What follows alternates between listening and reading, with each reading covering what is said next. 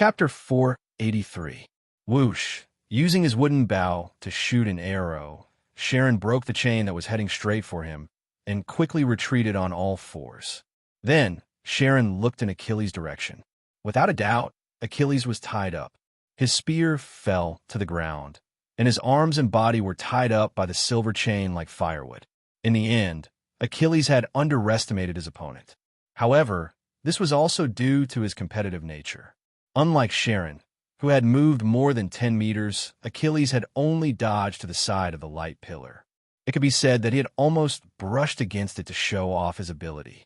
In the end, the chain covered by the light pillar had tied him up in an instant. This really was a case of if you don't do it, you won't die. I see. The target wasn't me from the beginning.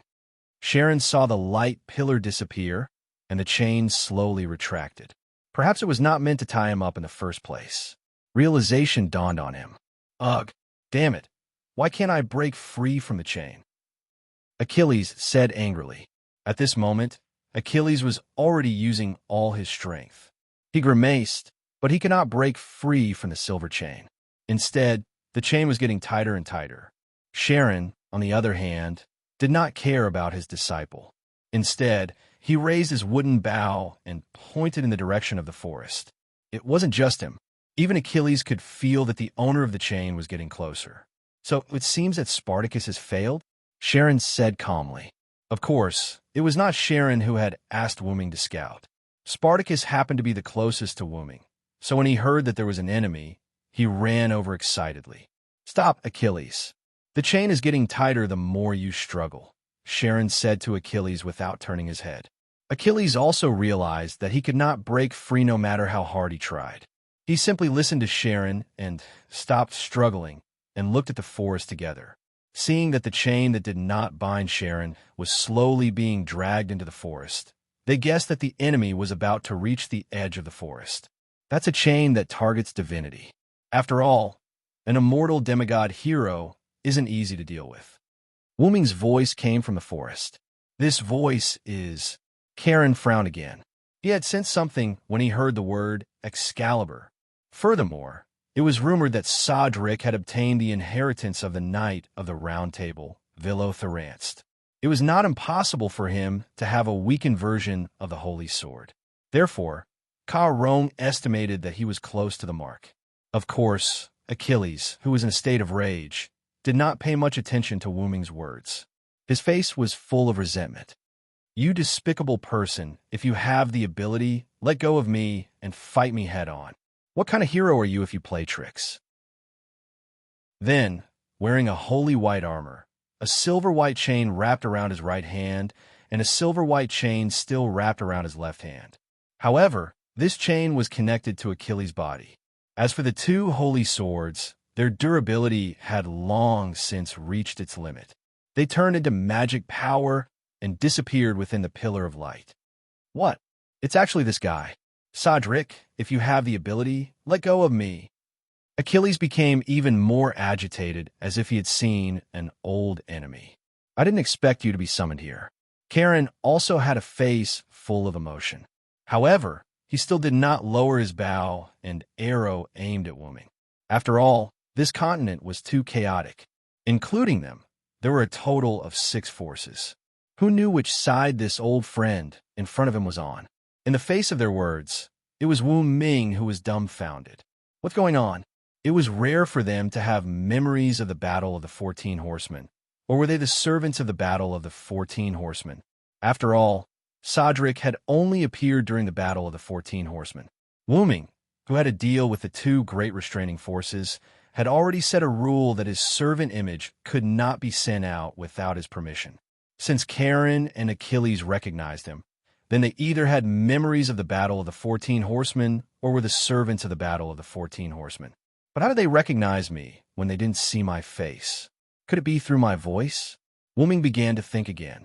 Karen had indeed recognized Wooming's voice, but Achilles had only reacted after seeing Wooming's armor.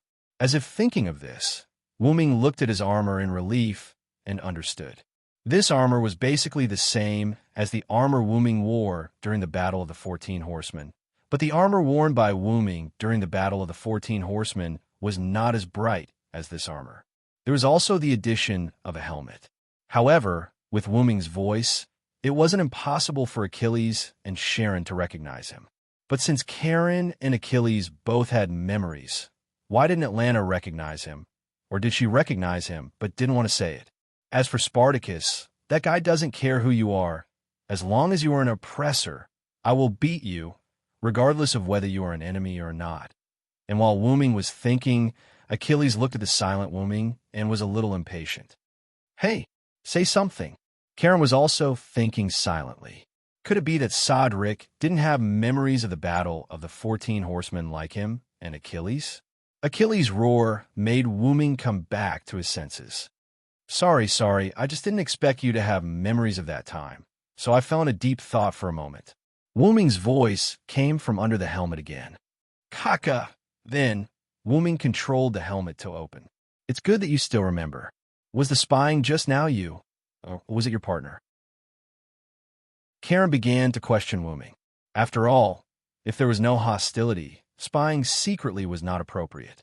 However, even if they were enemies, Sodric's actions made Achilles and even Karen slightly disdainful. After all, in their eyes, Sodric was a person of importance. How could he be reduced to the point of peeping?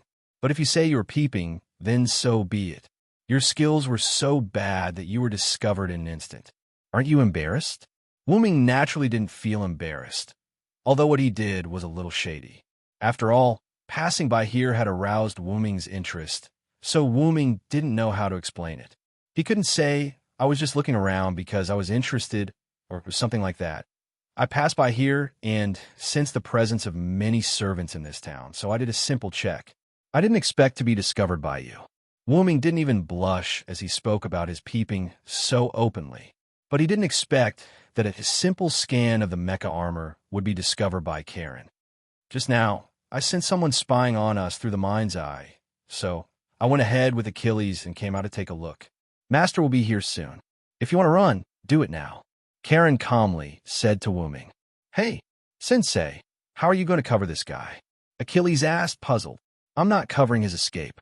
After all, even if Chaldea's master and other servants come, if Sodric wants to run, I don't think our chances of catching him are high. Karen didn't care about Wuming's presence and said directly to Achilles. And there was something else Karen didn't say. Especially since you, the strongest of us, are still bound by the celestial lock. Sharon, who was highly intelligent, had guessed what Wuming was talking about when he heard about the chains of divinity. After all, the only silver-white noble phantasm that was tighter and tighter to the divine chain was the celestial lock. Although Karen was also very curious about where Wuming got the celestial lock. As he raised his eyebrows, Sharon continued to stare at Wuming. Then he realized that Wuming was smiling. Hey, the master of Chaldea you mentioned, is it the orange-haired little girl called Fujimaru Tachika? Then, seeing Achilles' expression of, how did you know? Wuming got his answer. Looking at Gadatsi, who was escorted by a group of servants in the distance, Wuming loosened the chain that bound Achilles. Chapter 484. Gadatsi didn't know what to do at the moment. With the help of many servants, they finally passed through 3 singularities and retrieved 3 Holy Grails. Just when they were about to retrieve the Holy Grails after defeating all the enemies at the 4th singularity, the person behind the scenes who caused the burning of humanity actually came out in person. Because of Mr. Anderson, we managed to get a lot of information from him, but in the end, we didn't know what happened to the Magic King. He actually wanted to kill us directly. Pamela, Matthew, and even Mordred couldn't move in front of that guy. Is it going to end? Then, I was saved by Assassin, who I met in winter with City Singularity. I was really happy, and so was Matthew. As for Pamela, although she didn't show it, because of Assassin's arrival, she also relaxed. And it seems that Mordred and Assassin have an ill-fated relationship. I'm really curious. After that, although I didn't understand the conversation between Assassin and Magic King, in short, the two of them are enemies. Then, after some twists and turns, the Holy Grail of the Singularity was also recovered.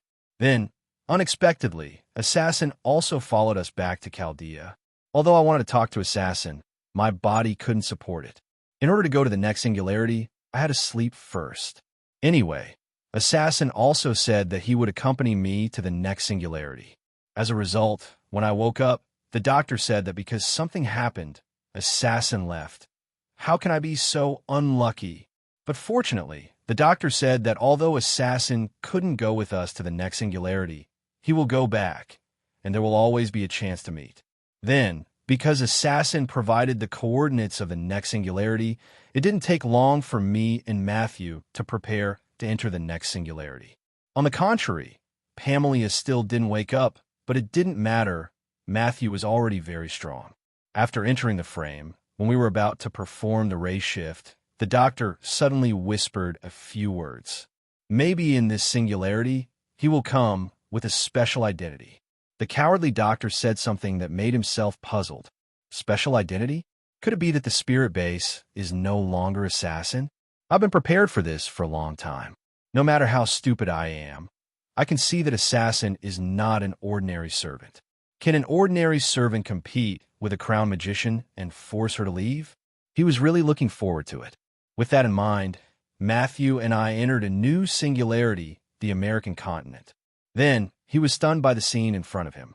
There were Roman soldiers with similar faces and Dragonfang soldiers, as well as Caligula and Hercules, who had been defeated before. Moreover, Hercules and Caligula seemed to still remember him as they roared and charged towards him. What was going on? Fortunately, a strong light suddenly appeared in another place, attracting the two great gods. Now he and Matthew could escape. As for where to escape to, of course, to the other side of the light. The light seemed to be emitted by a powerful servant, plus Hercules and Caligula were attracted to it. If he wanted to live for 2 more years, of course, he would run in the opposite direction of the light. Although these Dragonfang soldiers and Roman soldiers were not weak, Matthew was also very strong. After a while, we escaped. We happened to meet Mr. Geronimo, who was observing the enemy on the edge of the battlefield. Fortunately, Mr. Geronimo was a good person. After knowing his identity as the Master of Chaldea, he invited him to join. Anyway, after asking the doctor's opinion, Matthew and I joined the team to save the United States and expel those foreign enemies. Later, Mr. Geronimo took him and Mashu to their temporary gathering place, Riverton, where they had no master or servant. Wow, there were a lot of servants here: the American outlaw Mr. Billy Boy, the faceless king Mr. Robin Hood, and Miss Elizabeth.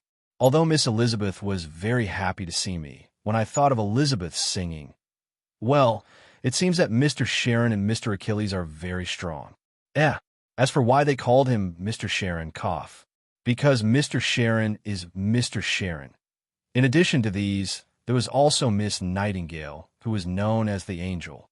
It was said that she was treating a seriously injured and unconscious servant. I don't know why everyone was afraid of the treatment. In any case, including Matthew, there were now a total of 9 servants around him. He gathered so many companions at the beginning. This was a treatment that he didn't get in the previous singularity. Later, because Geronimo needed to continue to investigate the situation of other forces, he took Mr. Robin Hood and Mr. Billy Boy out. On the contrary, he was quite puzzled about the problem of other forces. Was there a lot of forces in this singularity? This was different from the previous singularities. Later, Mr. Sharon answered his and Matthew's doubts. According to the current intelligence, the continent was divided into 5 regions: Washington, Chicago, Alexandria, Salt Lake City, and San Francisco, with these 5 cities as the center spread to the surrounding areas. At present, the United States was divided into such a situation. If they added the alliance of the lone servants, there were a total of 6 forces. After all, they could no longer be underestimated. The number of nearly 10 servants was not worse than the other forces, and their 6th force occupied the places that the other 5 forces did not occupy, including Riverton, where she was now, which was the base camp of the lone servants. Apart from that, each force had a powerful background. According to Master Karong, they had not caused any trouble these days. Instead, they had been collecting information. They had discovered that these 5 forces were made up of mythical or historical figures from various countries: Celtic, Greek, Roman, Japanese, and the native forces of the United States. And in addition to the native forces of the United States, the other 4 forces had the Holy Grail. Now that I think about it, the Magic King said that he had prepared a gift for Assassin. Could it be these? But I always felt that it was not for Assassin, but more like it was for me. Although it was hard to believe, but I have to accept the fact that I need to defeat these 4 forces after learning from Mr. Sharon. The sky was dark, and of course it was time to sleep. As a result, in the middle of the night, I was awakened by the unexpected arrival of the servants. Kaioheim, who sneaked down from the Rocky Mountains, and Spartacus, who rebelled against Rome. Looking at the 2 berserkers in front of me, I felt powerless for a moment. This was the same as the nurse. They were both problematic servants. However, as long as I found the berserker's preference, it was easy to get along with them. I just had to compromise with them, and then they readily agreed. Spartacus' compromise was easy to deal with, but Kaioheim actually asked to be with her all the time, the kind of skin contact which gave me a headache. But fortunately, Kaioheim also accepted the treaty that they could only hold hands during the day and not touch at night. Looking at Kaioheim's eyes, I always felt that she would lose her virginity, like what Matthew told me. The next day, Ms. Pomilio woke up, and the doctor also sent her through the frame. This time, our 6th force can be regarded as strong, with more than a dozen servants. Later, under the discussion of Geronimo, Mr. Sharon, and the doctor, the current combat mission was set. Tomorrow, we will go to the westernmost force of the United States and ask for an alliance. After all, they don't have the Holy Grail, and the 2 sides don't need to be hostile, so we choose to ally first. Then, after familiarizing himself with everyone, night arrived. While preparing for tomorrow's itinerary, Mr. Sharon sensed that someone was investigating them. In this way, Spartacus, who had already discovered it, because he was the closest to the person who was investigating them, he ran over without permission. As expected of a berserker, Mr. Sharon and Achilles also went first. After all, the enemy was in the light, and Spartacus might be in danger. Later, I also pulled Matthew and others toward that position. In the distance, I saw Achilles was tied up in chains. This was really bad. After all, even the strongest among them, Achilles, was tied up by that shining silver enemy. But when I walked closer, it turned out to be Assassin. Assassin seemed to have seen me as well. She loosened the chains that bound Achilles and even waved at me. Really, it turned out to be a family member who beat up another family member. In any case, Assassin did not break her promise. Anyway, let's hug first. Chapter 485. Wooming loosened the chain that bound Achilles. When he saw Gadotsi, he knew that he couldn't fight, so he put the 2 chains directly into the golden ripple. Then, looking at Gadotsi, who ran all the way to him, Wooming quickly touched the armor and hugged her. Big and Jun Woo Kaioheim, who originally wanted to stop Gadotsi, was instantly dragged to the back by Elisabet, who was rolling her eyes. Okay, don't mess with him. Can't you see that Xiaolu is very happy? Why, Elisabet said with a smile. Kaioheim stared at Why Elisabet angrily, as if there was fire in her eyes. Looking at Why Elisabet's evil smile, how could she not know the female lizard's thoughts? It was nothing more than her. Woo. You female lizard. Just you wait. Yes. Assassin, you're here. Gadotsi hugged Wooming and shouted happily. As for Wooming, he dotingly patted her little head as if he was hugging his daughter. Aren't you afraid that you'll knock into something? My armor is very hard. With your small body, what if you break it by pouncing on me like this? But I believe that you won't let me get hurt, Assassin. It can only be said that Wooming's reliability made Gadotsi believe that she will not get hurt. Wooming could only smile helplessly. Okay, come down first. Matthew is still watching. Wooming patted Gadotsi's little head. Gadotsi also realized this and hurriedly got down from Wooming's body. He came to little Eggplant's side and smiled shyly. Matthew didn't care about anything, but he was quite puzzled. Senpai, you and Assassin Senpai have a good relationship, but you have only met a few times. Huh? Really? I feel okay. When Matthew said that, Gadotsi didn't care and said casually. Instead, Wu Ming fell into deep thought. Matthew was right. He and Gadotsi have been together for less than a week. How can the two of them feel like family? However, after all, it was not the time to talk. Wu Ming looked at the pitch-black surroundings and said immediately, "Let's get out of here first. This is not a place to talk." Other servants saw the relationship between Wu Ming and Gadotsi and immediately put down their vigilance against Wu Ming. After all, they just wanted a peek. Even if they wanted to explain, this was not the place to talk. So, they returned to Rivwerton's house. After returning to the house, only Sharon, Matthew, Gadotsi, and Wu Ming were left at the scene.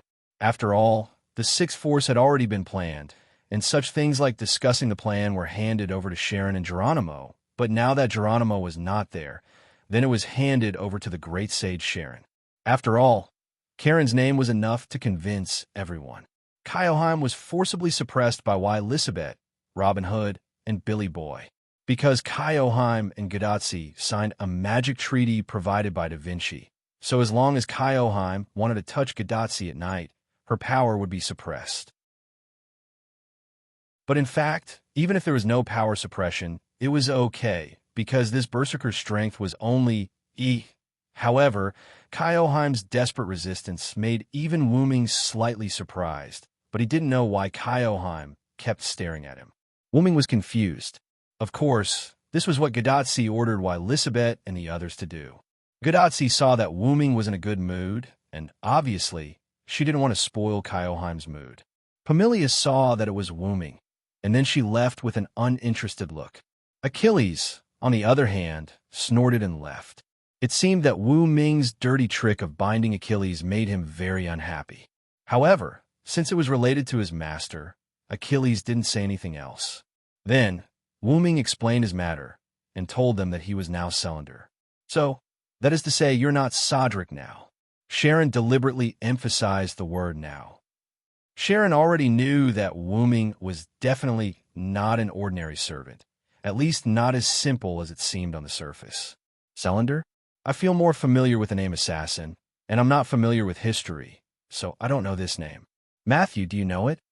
Gadotsi was not familiar with mythology, so she wasn't familiar with the name Wu Ming said. The name Cylinder, seems to be a character in the Long March. Matthew stayed in the sterile room all year round, so he read a lot of books, and he also knew some things about Cylinder, but not all of it. Now, let's let the genius explain. Suddenly, a rather cheerful female voice came. Then, the communicator on Gadotsi's wrist emitted a light, and a virtual electronic screen appeared. But this time it was not Roman's figure, but a woman wearing a 15th or 16th century European trench coat, with a mechanical arm on her left arm, and a strange staff with a hexagonal crystal at the top. After seeing this face, Wu Ming was shocked. Isn't this Mona Lisa? Da Vinci's wife? Obviously, Gadotsi and Matthew were also shocked by the appearance of this Mona Lisa. Cough, cough. Da Vinci's wife. On the other hand, Wu Ming was relieved when he heard the name Mona Lisa. Da Vinci was Mona Lisa, so it wasn't that hard to accept. Hee. After all, this was a world of magic, and science didn't work here at all. Da Vinci's wife, stop messing around.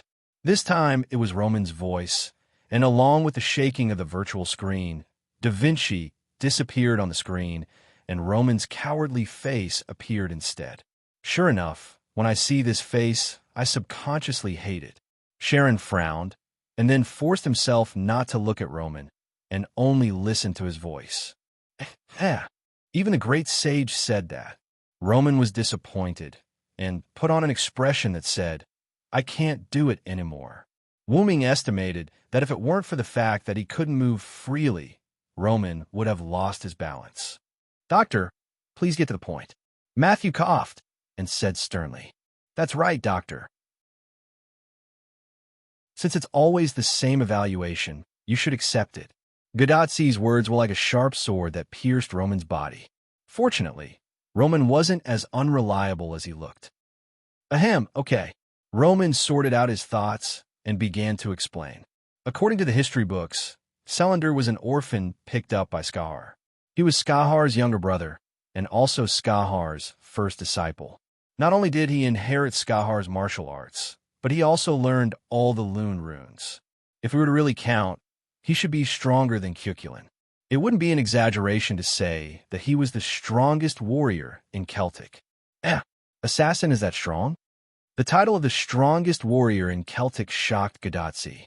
However, Roman's words made Wooming feel that something was wrong. Chapter 486. The reason why Wooming felt that something was wrong was because of the origin of Selander that Roman mentioned. As an abandoned orphan, he was adopted by Skahar. However, considering that the records in the future were not complete and that Wooming and Skahar were considered siblings, Wooming did not intend to deny Roman's words. Then, in the face of Roman's words about being the strongest in the Celtic kingdom, Wooming smiled casually and said, "The title of the strongest warrior in the Celtic kingdom, maybe I really deserve it." It was important to note that Wooming was talking about himself, not Selander. After all, the Villo of the Knights of the Round Table was also Wooming. Because he had already planned it in his heart, Wooming did not intend to tell Gadotsi and the others. "So, is this also the reason why Cuchulainn called you senior brother?" Matthew suddenly realized. Gadotsi and Roman also recalled the time when Cuchulainn was a caster at the Winterwood Singularity and called him senior brother enthusiastically. Well, in short, that's it. Wooming smiled and shrugged. The more he spoke, the more mistakes he would make. It was better for him to keep quiet.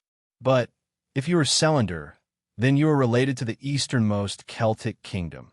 Suddenly, Sharon looked at Wooming with a serious expression, as if he was guarding against something. The easternmost Celtic kingdom? What does this have to do with assassin? Gadotsi was puzzled. By the way, although she knew that Wooming was now called Selander, Gadotsi still wanted to call Wooming assassin. Then, Roman spoke. "Tachika, do you remember when Geronimo said that there were only two forces fighting?" Although she didn't understand Roman's words, Gadotsi naturally remembered what Geronimo had said. "Of course I remember. Mr. Geronimo chatted with me during our free time. He said that there were originally only the native forces of the United States and the Celtic forces on this continent. Not long after, the other three forces appeared." That's right. This represents the original history of the United States resistance against the United Kingdom. However, it has become a dispute between the United States heroic spirits and the Celtic heroic spirits, Roman explained. Matthew looked at Gadotsi and Roman on the screen with a puzzled look. Because it was what Geronimo said to Gadotsi when they were chatting, apart from Matthew and Roman who happened to hear it. Even Matthew didn't know about it. After all, I thought that since we're already part of the five forces, I didn't tell everyone about this. Gadotsi awkwardly scratched the back of her head. At this moment, the great sage Sharon spoke up. "Satyr is right about that. Then, I believe that Mr. Romani wants to talk about the leader of the Celts, Maeve, that we learned from Geronimo. All I can say is that he is indeed a sage, addressing Romani as Mr. Romani." When Karong said this, it was Wooming who looked embarrassed. What about Maeve? Don't we already know that the leader of the Celtic forces is Maeve? It had to be said that Gadotsi really didn't know much about history and mythology. However, she couldn't be blamed. If it wasn't for some reason or interest, most students wouldn't know about Maeve. At this moment, our little eggplant blushed and quietly whispered into Gadotsi's ear. That, Senior, if the historical records are correct, Senior Selander is the person Maeve loves. Gadotsi looked at the blushing Matthew, then looked at the awkward Wooming. It seemed like this was true. Ahem, you're right, but it's not as simple as you think, Tachika. Wooming adjusted his expression and coughed twice. Selander is right. According to the historical records, Selander didn't accept Maeve's courtship. Roman spoke at the right time. Could it be a one-sided love? Instantly, Gadotsi's mind was filled with a tragic scene. Seeing Gadotsi fall into a reverie, Wooming gave her a karate chop. Although I don't know what nonsense you're thinking, it's definitely not what you think. Is that so? Ahem. Because Wooming didn't use much force, Gadotsi could only hold her head and smile awkwardly. Then, Roman began to tell the story of the long march to seize the bull. Selander finished his apprenticeship in the demonic realm and walked all the way to Connaught. He settled down there, and by chance, he saved Maeve, who was the current lord of Connaught. In the end, Maeve stayed behind as a guard. Selander also stayed behind because he had nowhere else to go. Gadotsi and Matthew listened attentively. Sharon didn't interrupt. On the other hand, Wooming nodded. This was in line with his experience. Maeve could be said to be the Greek goddess of beauty, Aphrodite. She played with all the men she met. However, because Selander turned a blind eye to Maeve's beauty, Maeve's competitive spirit was aroused. In the end, because of her willfulness, she started a war with Ulster. The source of the war was the snatching of a sacred bull.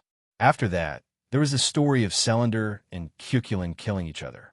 In the end, the war ended because Maeve's father, the King of Ireland, interrupted. Selander took the opportunity to leave, and Cuchulainn was killed by Maeve's plot. Maeve was also assassinated because she was immersed in her love for Selander because of Selander's departure. That was the end of the story. Roman briefly described the long march to snatch the bull. It was almost the same as Wooming's experience. Wooming really didn't know what happened after that. With his own long march to snatch the bull, the ending was probably different from the original story. Therefore, Wooming didn't say anything. Actually, the rumors about Maeve and Selander are a little messy. There are a few versions, but this version is generally recognized as the most historically accurate, Roman continued. Wooming nodded in his heart. It was indeed quite accurate. It can be said that the long march to snatch the bull was caused by Selander. If it wasn't for Selander, I'm afraid there wouldn't be a long march to snatch the bull. However, Wooming smiled bitterly. You're wrong about that. If it wasn't for me, Maeve would have caused this war because of her selfishness. And Maeve also met two men who weren't swayed by her beauty. One loved her the most, and the other was the most ruthless. Wooming could understand. The one who loved him the most was naturally himself, and the one who was the most ruthless was probably Cuchulainn. Cuchulainn had delayed Maeve a lot of things. Although Maeve's original intention was to use the war to delay Wooming, the meticulous Maeve must have planned how to make Wooming stay after the victory. In the end, she was delayed by Cuchulainn, and Wooming took the opportunity to escape. Speaking of which, I still have to thank Junior Apprentice Brother, Wooming thought. So that's how it is. What Master Karen is trying to say is that Assassin's appearance should be related to Maeve, right? Suddenly, Gadotsi clenched his fist and punched the palm of his other hand. When did Gadotsi become so smart? Wooming looked at Gadotsi in confusion. Chapter 487. Hey. Why are you guys looking at me like that? Is it weird that I know? Gadotsi looked at Roman, Sharon, Matthew, and even Wooming's doubtful and surprised eyes. After all, Tachika, you're not that smart. Roman, on the other hand, laughed out loud. Then, she was shut up by Gadotsi's resentful glare. In fact, there are a lot of things that Roman said are not quite right, but that's generally the case, and this spiritual base is indeed related to Maeve. When Roman talked about the Celtic forces in the easternmost region, Wooming also guessed what Roman wanted to say. After all, this group of servants must have collected a lot of information over the past few days. Yesterday, when Rome and Greece were fighting, a Celtic servant broke into the battlefield. I think you guys also know about it. After Wooming finished, Sharon nodded and replied. Master and Mashu were brought back from the edge of the battle by Geronimo, who was collecting information. And in the end, even here, we saw a big explosion. It's the explosion that's comparable to a nuclear bomb. Fortunately, Matthew and I ran fast. If we were affected, we would really be finished. Gadotsi had a happy expression, and Matthew was also relieved. Although he was very strong, in the face of such a big explosion, even he didn't have the confidence to resist it with his noble phantasm. We have a partner who is injured by the big explosion, and he is still in a coma. But Karen's sentence attracted Wooming's attention. Could it be Rama? Hey, how do you know? Roman shouted in an instant. Seeing Roman's reaction, Wooming laughed. How could he not know? How could he not know about the explosion that he created? Not to mention himself. Even Caesar and Cleopatra, who were very close to the explosion, probably wouldn't have fainted. As a servant's own defense, coupled with the hurricane caused by the big explosion, they probably wouldn't have fainted even if they were injured. As for further outside, even if there were other servants, they wouldn't have fainted.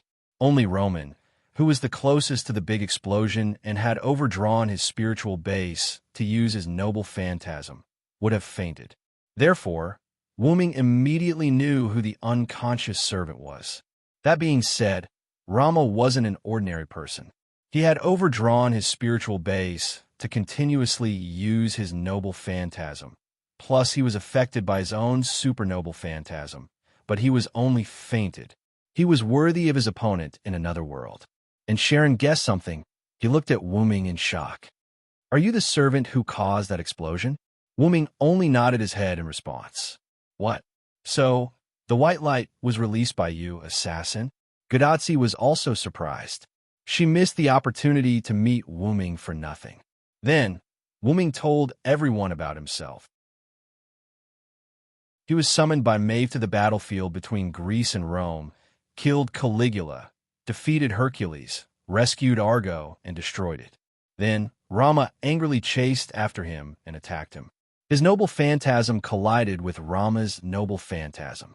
As there was too much mana, it directly caused a nuclear explosion. Then, he went back to rest for a day and came here. After listening to Wu Ming's explanation, everyone nodded in retrospect. That Rome's berserker is Caligula, the third emperor of Rome and the uncle of the tyrant Nero. Speaking of which, assassin, you were able to kill that berserker so easily. That's pretty amazing, Gadotsi said excitedly. Hearing this, Wuming thought, could it be that Gadotsi and Matthew were teleported to the battlefield? How unlucky they were. By the way, Tachika, were you teleported to the center of the battlefield? Wuming didn't ask, but he still wanted it. Once he asked, Gudazi's face instantly drooped. Assassin, you don't know. At that time, it was all the doctor's fault. We said that we would be teleported to a safe place, but we were directly teleported to the center of the battlefield. Matthew and I almost died. Fortunately, you led Hercules and Caligula away. Roman, who was being complained about, also had a bitter expression. I didn't have a choice. The magic power of this singularity suddenly changed before you guys entered. The concentration increased by more than a little, almost comparable to the God's generation. Because of this, the teleportation location was wrong. When Roman said this, Wuming nodded.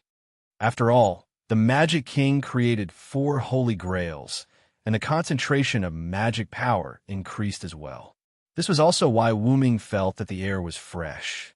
However, too high a concentration of magic power could be considered a poison to a modern person like Gadotsi. Fortunately, it hadn't reached that level yet. That's it. Then I've wronged you, Dr. Gadotsi apologized to Roman. Actually, this is also my fault. You must know that justice depends on you. If something happened to you, I would be a sinner. Fortunately, you're fine now. At this time, Sharon, who was distracted just now, came back to his senses. After knowing that Hercules was fine, he was also relieved. After all, Hercules was Charon's disciple, so it was inevitable that he would be worried. Then, Celander, are you our enemy? Sharon said seriously. Mashu and Roman were stunned for a moment, but they quickly reacted. I don't think so. Roman smiled awkwardly. If he was really an enemy, then they had invited a wolf into the house. How can I be an enemy? Since Assassin said that she would help us in the control room, then she must be a partner. Looking at his senior's determined eyes and hearing his senior's indifferent tone, Matthew was stunned for a moment before he spoke. Yes, I believe in Senior, and I also believe in Senior Celander. Sharon smiled when he saw this. Of course, I believe in Celander's character. Otherwise, I wouldn't have allowed you to bring him here. After all, Sharon had a good impression of Wuming since he had the memory of the 14 Horsemen battle. But I still have to ask. After that, Sharon looked at Wuming again. Wuming naturally shook his head. I'm indeed not an enemy. To be honest, The Celtic forces are no longer an enemy to you, because the person in charge of the Celtic forces is now me." The place fell into silence. Then Sharon covered his ears. "Hey, hey, hey!" The sound penetrated the house and attracted other servants. Sharon removed his hands that were covering his ears and went out to send away the servants that were attracted by the sound of the scream. As expected of a teacher, he had already expected this scream and covered his ears in advance. So, why are you so surprised? Even though Wooming was a servant, facing the girl's scream, Roman automatically ignored it. He still couldn't stand it. But one of the 4 bosses that we need to defeat suddenly became one of our own. It's a bit hard to react. Gadotsi smiled awkwardly. For bosses? Wooming was puzzled by Gadotsi's words. Chapter 488. According to Master Sharon and Geronimo's information, we know that there are 4 forces that have the Holy Grail, and the way to restore this singularity is to retrieve the 4 Holy Grails. So, we need to defeat the 4 big bosses. Gadotsi said with a smile while looking at Wooming. Although it's not wrong to say that, it feels like we're playing a game. Tachika, be serious, Roman said weakly. Hearing Roman's complaint, Matthew felt quite embarrassed, but it was good that his senior could be so cheerful. Forget it, lass. All you need to know is that the Celtic side that I represent is already one of us. Although I can't say that I'm supporting you, I definitely won't hinder you, Wooming replied with a smile as he patted Gadotsi's head hard. All right, can't say that I'm supporting you? This made everyone puzzled. After all, Wooming was the leader of the Celtic side. How could he not support them? Wooming just explained with a wry smile. After all, it's not that easy to command the Celtic servants, unless you use the Holy Grail to forcibly control them. But if that's the case, it's better not to control them. Wooming knew that forcibly picked melons would not be sweet. So for Finn and the others, if they were not willing, Wooming was not prepared to forcibly control them with the Holy Grail. That's right, just not being enemies with us is already a big help. Roman sighed with relief. The Celtic forces were not as difficult to deal with as Greece and Rome. However, as long as Assassin is here, she can be considered a force, Gadotsi said playfully. Roman and Matthew were stunned, but after thinking about it carefully, they realized that it was true. Just like the previous nuclear explosion, except for those first-class servants. No, it should be the top servants who could withstand it. Like Achilles, in theory, he had an immortal body, but if he was in that big explosion, he would probably die. After all, he wouldn't be able to protect his heel from that kind of explosion. However, speaking of helpers, I can find you some. Wooming thought of Athena and the other subordinate gods. Actually, we already have a lot of servants on our side, so there's no need to deliberately look for more helpers. Right now, it's better to retrieve the Holy Grail as soon as possible. Roman was right. If they deliberately looked for helpers, it would have some impact on their next plan. Taking advantage of the situation was fine, but there was no need to do it deliberately. Wooming also nodded. That's true. It is indeed troublesome to summon them. The Skywings relied on the clones of Wooming's 12 clones to form a connection with Wooming, but Celander's spirit base did not have such an ability, so it could only rely on its subordinate gods. Although the subordinate gods also relied on their own ability to summon them, Wooming could also draw a magic circle to summon the clones of Athena, Lancelot, and the others from the world of the Godslayers. However, it would also take some effort. Thinking about it this way was putting the cart before the horse. Then forget it. Actually, Tachika is right. With me around, this trip will definitely be easy. Wooming nodded and patted Gadotsi's little head, causing Gadotsi to giggle and nudge Wooming's hand. It was not that Wooming was arrogant, but Wooming, who had cheated, could retrieve all 4 Holy Grails in a week if he wanted to. Of course, the premise was that the Magic King did not cheat. After all, it was a gift from that guy. Wooming did not think that it was as simple as having a few more servants. In addition, there was also Gadotsi, so Wooming chose to proceed step by step. I was originally going to go through this place to the American forces in the west of the Rocky Mountains to prepare for an alliance. Who would have thought that I would inadvertently spy on Tachika? When Wuming said this, Matthew and Roman also sighed. Gadotsi, on the other hand, looked very happy. This means that I am fated to be with Assassin. He, looking at Gadotsi, who was looking at him with a smile, Wuming also smiled. You said that you're going to the west of the Rocky Mountains. Are you going to unite with Edison? At this time, Sharon, who had sent away the other servants, also came back and happened to hear Wuming's words just now. Yes, after all, only the American forces that originally confronted the Celts did not hold the Holy Grail, so I decided to try to unite with the Lionhead, but then Wuming paused and continued. I don't know about the Edison you were talking about. I just heard from Maeve that the current ruler of the American forces is a Lionhead. Lionhead? Everyone was also stunned. Could it be that Edison is a Lionhead? What's going on? I also learned about Edison from Geronimo. According to the information collected by Robin Hood from the residents, their current president is indeed called Edison. Sharon looked at Wuming and said. Wuming also knew that Sharon must not be lying, so he nodded. And coincidentally, we are also going to unite with Edison.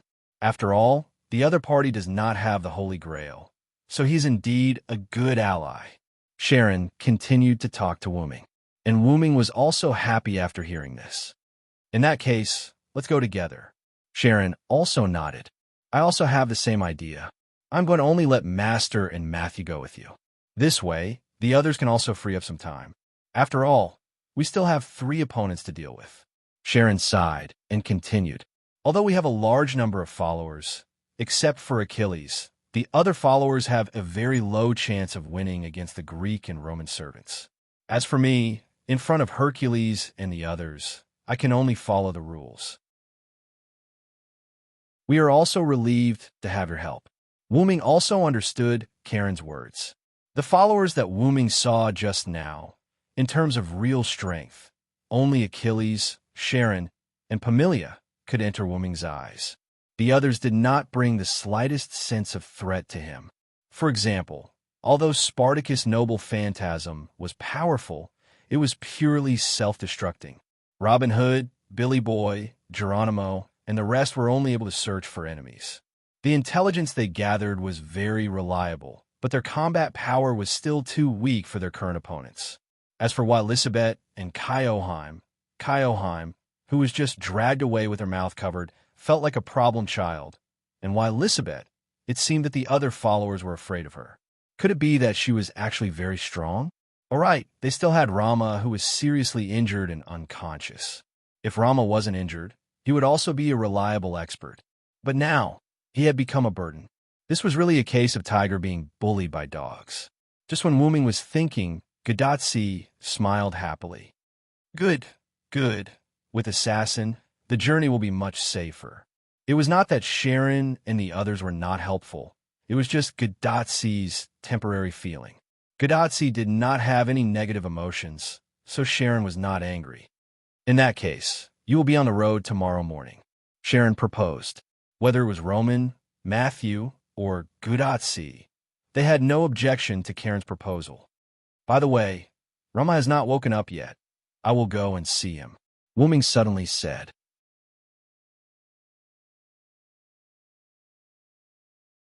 Chapter 489. Assassin, do you know how to heal as well? Gadotsi said in surprise. I'll have to see it for myself, Sharon said with a smile. Both Mashu and Roman also showed their interest. Roman's words were only because he was the head of the medical department, and Mashu's words were because she had always been interested in the heroes who left their names in history, especially the one who changed from assassin to Sarand. After all, he had taught a medical expert who had created the elixir of immortality. In terms of treatment, he could not be regarded as a grandmaster, but he could be regarded as a master. However, Wuming smiled bitterly and shook his head. I don't know how to heal. I only know some healing magic, but I have a way to cure Rama. After all, it could be said that Romo had become like that because of him. Now that he had another teammate, it wasn't that bad. It was much better than having another burden. But since you want to see it, then let's go together. Later, Wuming, Gadotsi, Matthew, Sharon, and Roman came to a house in Riverton with lights on. Along the way, Sharon told Wuming that there were humans living in this town. and they were actually the outsiders. However, because of Geronimo, the residents also accepted Sharon and other servants. After all, they could at least protect them. As for why they would protect them, along the way, the lights in the surrounding houses were turned off. After all, this was a matter of course. When Wooming arrived, the moon had already risen high in the sky. Servants could not sleep, but Gadotsi could not. It could be said that if it were not for Wooming's unexpected arrival, Gadotsi would have fallen asleep long ago. However, Wooming's arrival was also an unexpected surprise for Gadotsi. Sharon knocked on the door of the room, followed by the sound of trotting, and the door was opened. "What are you doing? Don't you know that the wounded need a rest?" The person who came was a woman dressed like a battlefield doctor. She had a pretty face, a red top that looked like a military uniform, a black pleated skirt, white pantyhose, and short boots that reached her calves. She looked like both a nurse and a soldier, giving people a strange feeling. This is Miss Nightingale. She has very special medical skills. Sharon awkwardly introduced her to Wooming. Not only Sharon, but even Gadotsi, Mashu, and even Roman on the virtual screen had strange expressions on their faces. On the other hand, Wooming was baffled. She looked very normal. "It's already night time. The wounded need to rest. You should leave quickly. I still have to prepare for the amputation." Nightingale said calmly. According to Wooming's knowledge, Rama seemed to be the only injured person here. In other words, this servant wanted to perform an amputation on Rama. Then, Wooming heard Gadotsi and Matthew whispering behind him. Hey, aren't there servants taking turns to guard Rama with Nightingale?" "What's going on? Senpai, have you forgotten?" When Senpai Cylinder arrived, almost all the servants had left. Mr. Geronimo did not come back, and Senpai Karen was with us. Just now, Miss Elizabeth, Mr. Robin Hood, and Mr. Billy Boy joined forces to suppress Kyoheim. Usually, they would take turns, but because of what happened just now, only Miss Nightingale is left here. Parmelia and Achilles naturally wouldn't watch Nightingale here to prevent her from doing anything to Rama. Fortunately, we came quickly. Listening to the constant whispering behind him, Wooming smiled awkwardly. He finally understood why everyone treated this angelic young lady with such special treatment. "Miss Nightingale, hello, nice to meet you. My name is Cylinder. Anyway, let's say hello first." "Hello, Mr. Cylinder. Do you need an amputation?" Wooming was silent for a while. "Why do you want an amputation so often? Are you that obsessed with amputation? If that's the case, ahem, it's like this. Achilles needs to be amputated. He specially asked me to invite you over," Wooming said in an extremely serious tone. "Is that so? I'll go over now. Help me take care of the wounded." Nightingale's eyes lit up, and she immediately returned to her room. A moment later, she walked out with 2 small green bags and walked toward Achilles' house. Anyway, the distance was not close, and it was enough for Wooming to treat Rama. "Cylinder, you really—" Sharon looked at Wooming with a dumbfounded expression. Wooming also coughed a few times awkwardly. "However, Achilles, my good brother, please do me a favor." If Achilles heard Wooming's words, he would definitely use his chariot to attack Wooming. Matthew and Gadotsi also fell into a reverie. The immortal body that was invulnerable to swords and spears needed an amputation, and the image of Achilles' limbs that Nightingale could not cut off no matter how hard she tried appeared in their minds. The direction, no matter what, Achilles will be fine. Let's go in and take a look at Rama. Wooming smiled and then walked in. Sharon also knew his disciple's ability. Nightingale would not really amputate Achilles' limbs, so he stopped thinking about it and followed Wooming into the house. Gadotsi and Matthew saw that the 2 of them had entered, so they quickly followed. After all, the 2 of them were here to see how Wooming would treat Rama. As for Achilles, ahem, why would a mortal hero be afraid of a nurse? Let's not care about him for now. Just like that, Achilles was unknowingly bought by his teacher and master. After entering the house, Wooming followed the magical aura to Rama's room. At that moment, Rama did not seem to have any injuries on his body, but his face was full of sorrow. He was unconscious, and his mouth seemed to be mumbling something. "Cedo, My Cedo. At that moment, Wuming could only smile bitterly. He did not hate such an infatuated person. Moreover, she was like this because of him. Therefore, he was even more certain that he should save Rama. Rama's spiritual base is quite unstable now. It could disappear at any time. You can say that Rama's firm belief saved him. If not for that, I'm afraid that Rama would have left when he was unconscious, Sharon said beside Wuming. Wuming nodded and then looked at the unconscious Rama again. Indeed, Rama's belief was probably his wife, Cedo. To put it simply, Rama is extremely lacking in magical power now. If he had enough magical power, he would be able to recover on his own without our help. At that moment, Roman, who had turned off the virtual screen for some reason, turned it on again and projected it in front of Wuming. Only magical power. Wuming was stunned when he heard that. That seemed to be right. Rama had to rush and release his noble artifact. He had to squeeze out his spiritual base because he did not have enough magical power. If he had enough magical power now, he might not be able to recover immediately, but at least he would not be on the verge of leaving. That's right. Because Rama is unconscious, Tachika can't sign a contract with him. However, even if she did sign a contract, Tachika probably doesn't have enough magical power, Roman said bitterly. Moreover, the other servants don't have much magical power to begin with. Therefore, even if I have a way to transfer magical power to Rama, the magical power gathered by all of us can only keep Rama alive. There's no way to save him at all. Sharon shook his head. Wuming secretly nodded in his heart. That was also true. If not for that, perhaps even if Rama was saved by Geronimo, he would have disappeared by now. However, since Rama is lacking magical power, then this treatment will be simple. Wuming smiled slightly. Simple. Several people were puzzled. However, Sharon realized something. I lack everything, but the one thing I don't lack is magical power.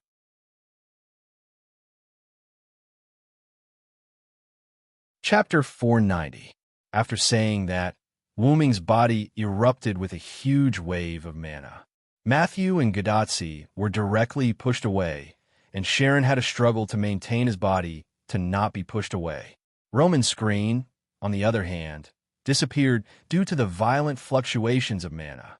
Then, Wuming raised a hand in front of him, and countless amounts of mana in his body and the mana released outside of his body converged. Streaks of dark blue mana continuously converged. This was because the purity of the mana was so high that it could be seen with the naked eye, and this made Sharon tremble. Countless amounts of mana continuously condensed in Wuming's hand, and not long after, this mana formed a blue high-density mana crystal in the shape of a holy grail.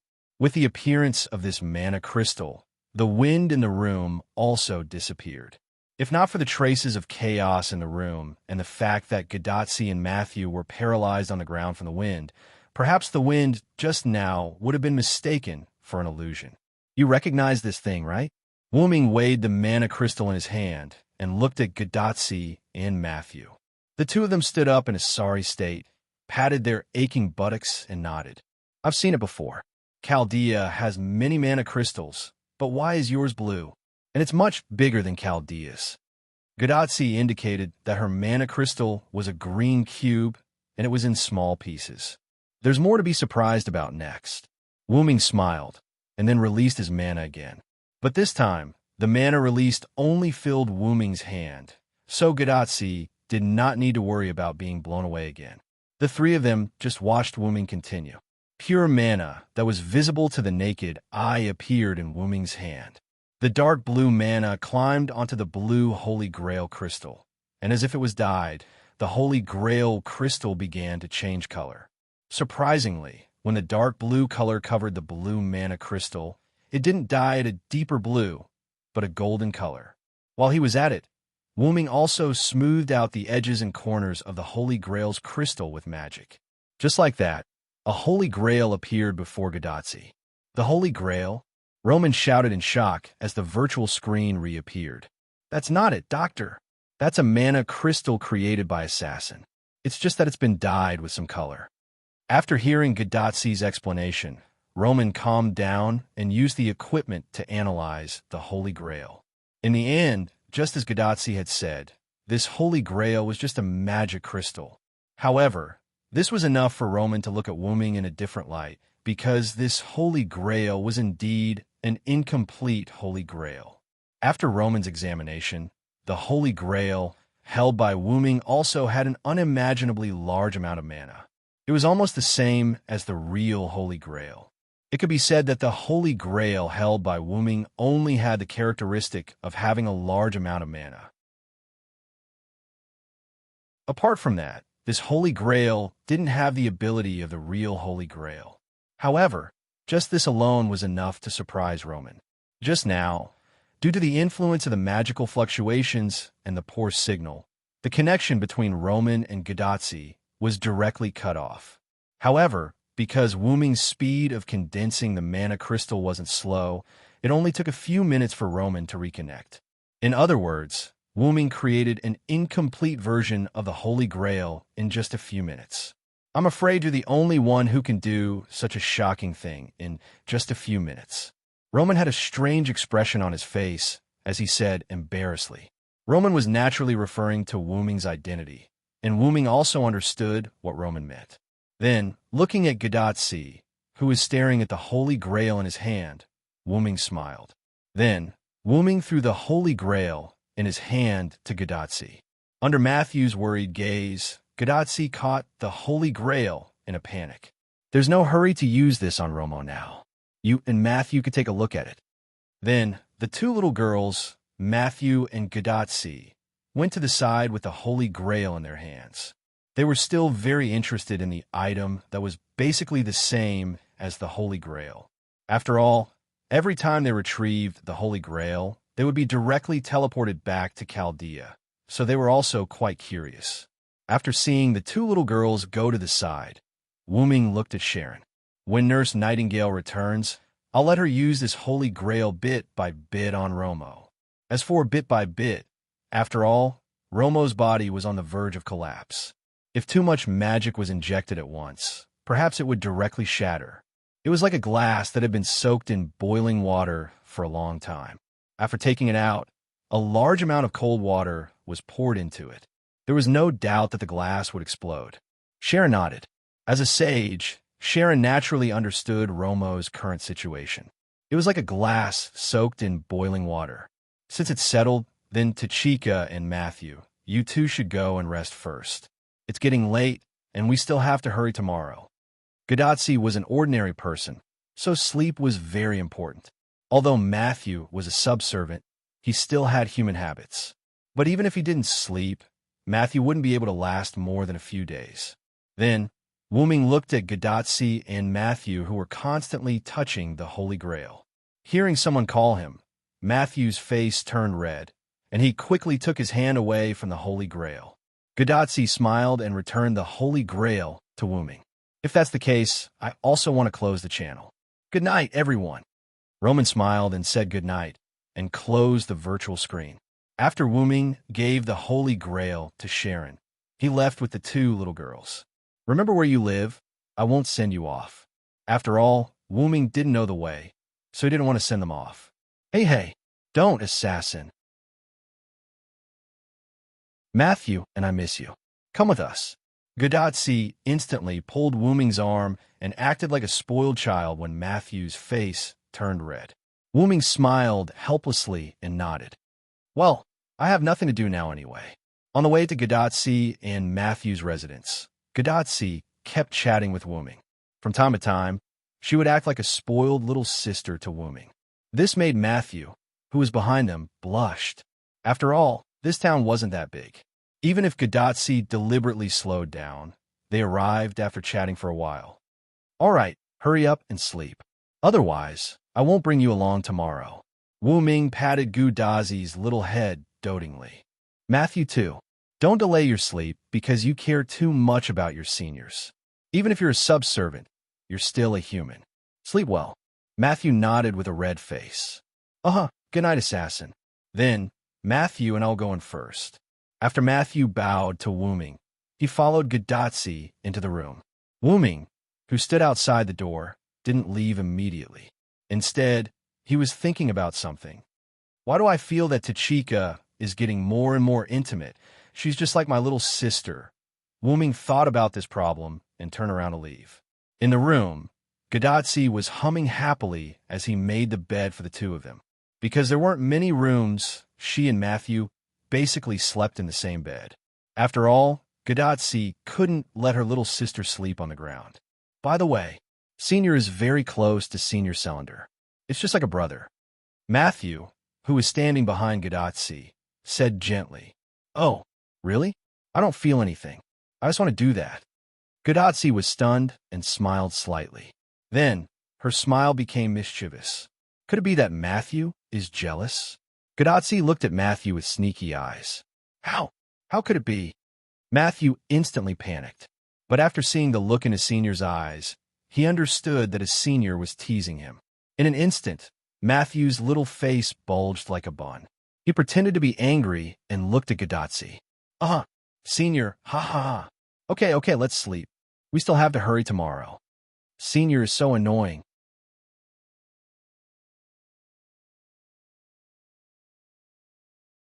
Chapter 491. The night went by silently. Early the next morning, Wuming knocked on Gadotsi's door. The one who opened the door was naturally Matthew, who had the physique of a servant. Gadotsi hadn't woken up yet, and when she saw Wuming, she kept yawning. Wuming smiled helplessly.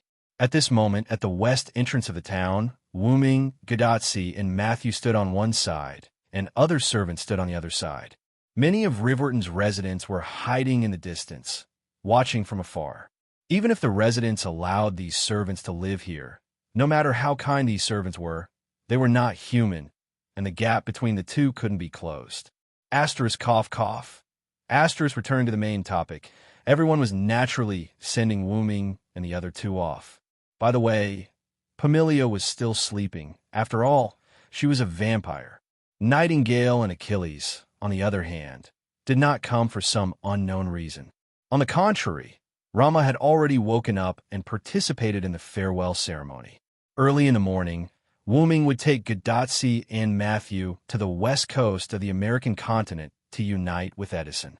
Although it was a bit uncomfortable to give Chaldea's master to a servant who was originally an enemy, since it was Gadotsi's decision, they naturally agreed.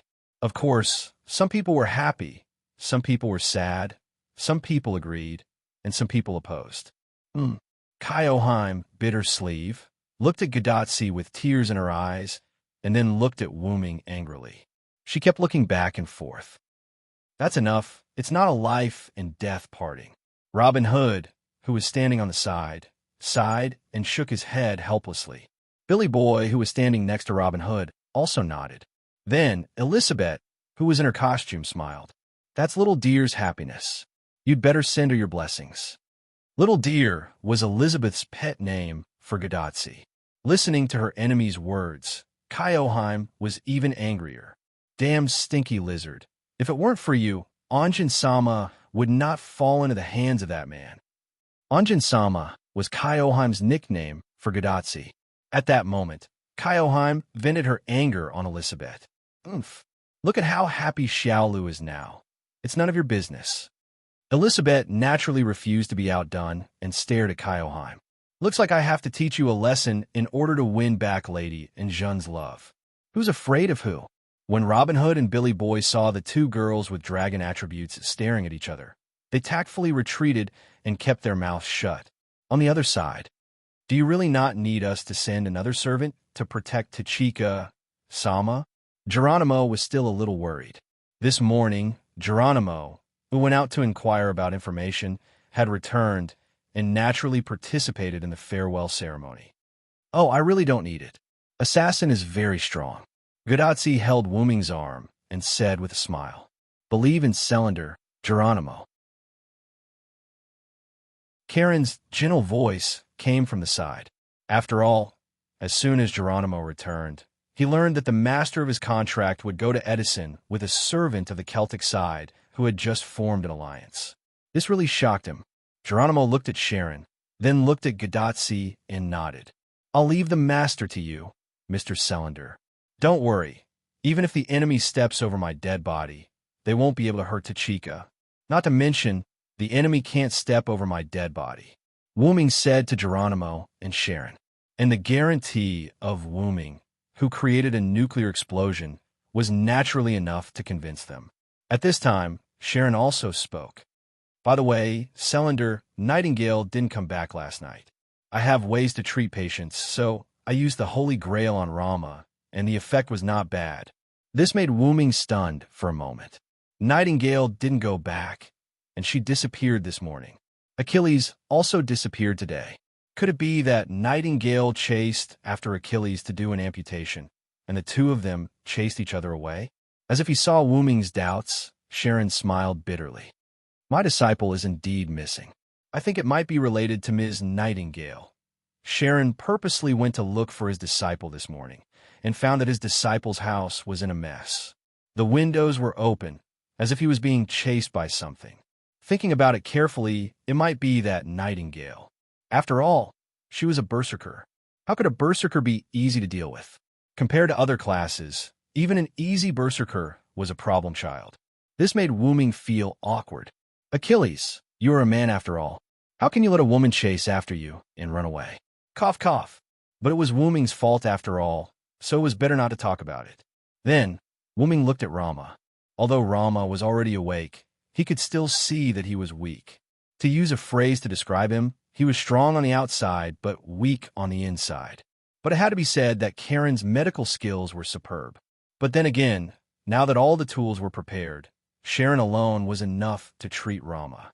However, to be able to wake Rama up in one night, Wuming took another look at Sharon.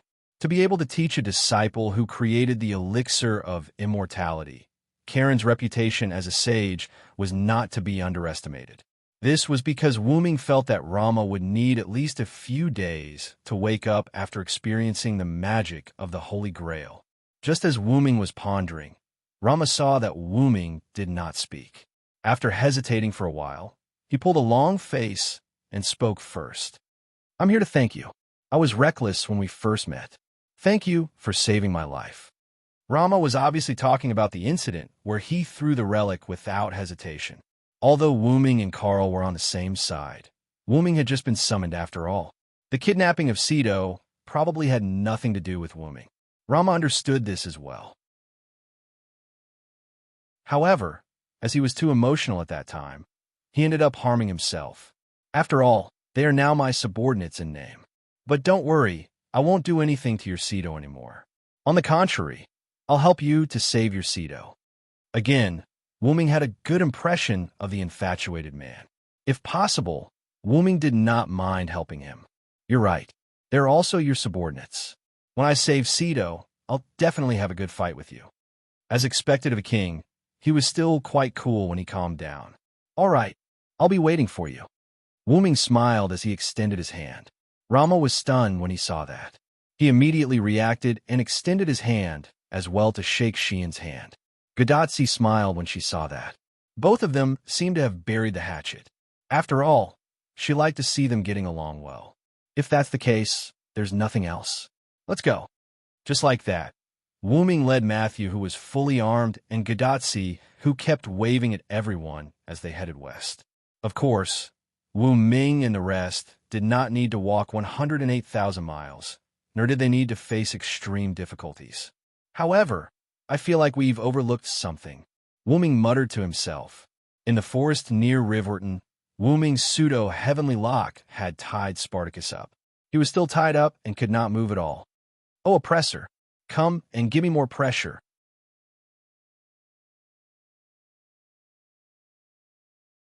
Chapter 492. In the northwest of the Rocky Mountains, a 4 or 5 meter long white deer was jumping on a mountain like a spirit, running towards the west. This white deer was naturally the white deer that Wuming sat on before, the vehicle of the holy spear Yggdrasil.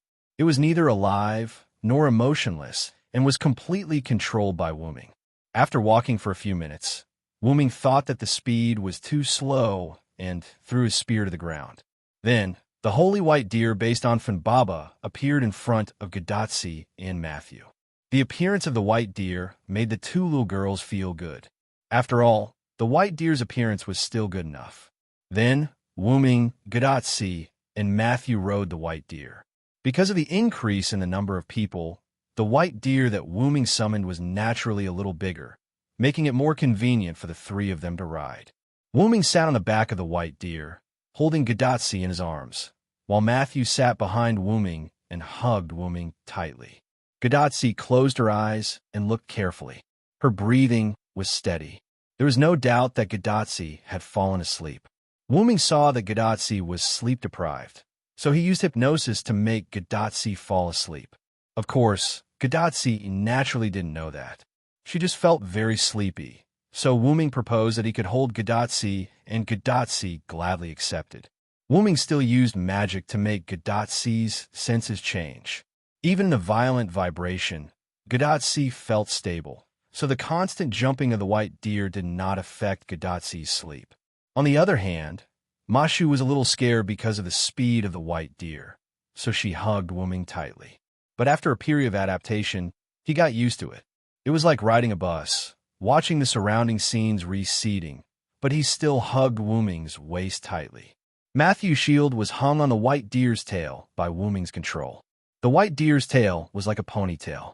The snow-white long tail tied Matthew's shield, so there was no need to worry about the white deer's running and jumping. After all, the white deer's body was not much bigger, so it was not easy to put a shield on it.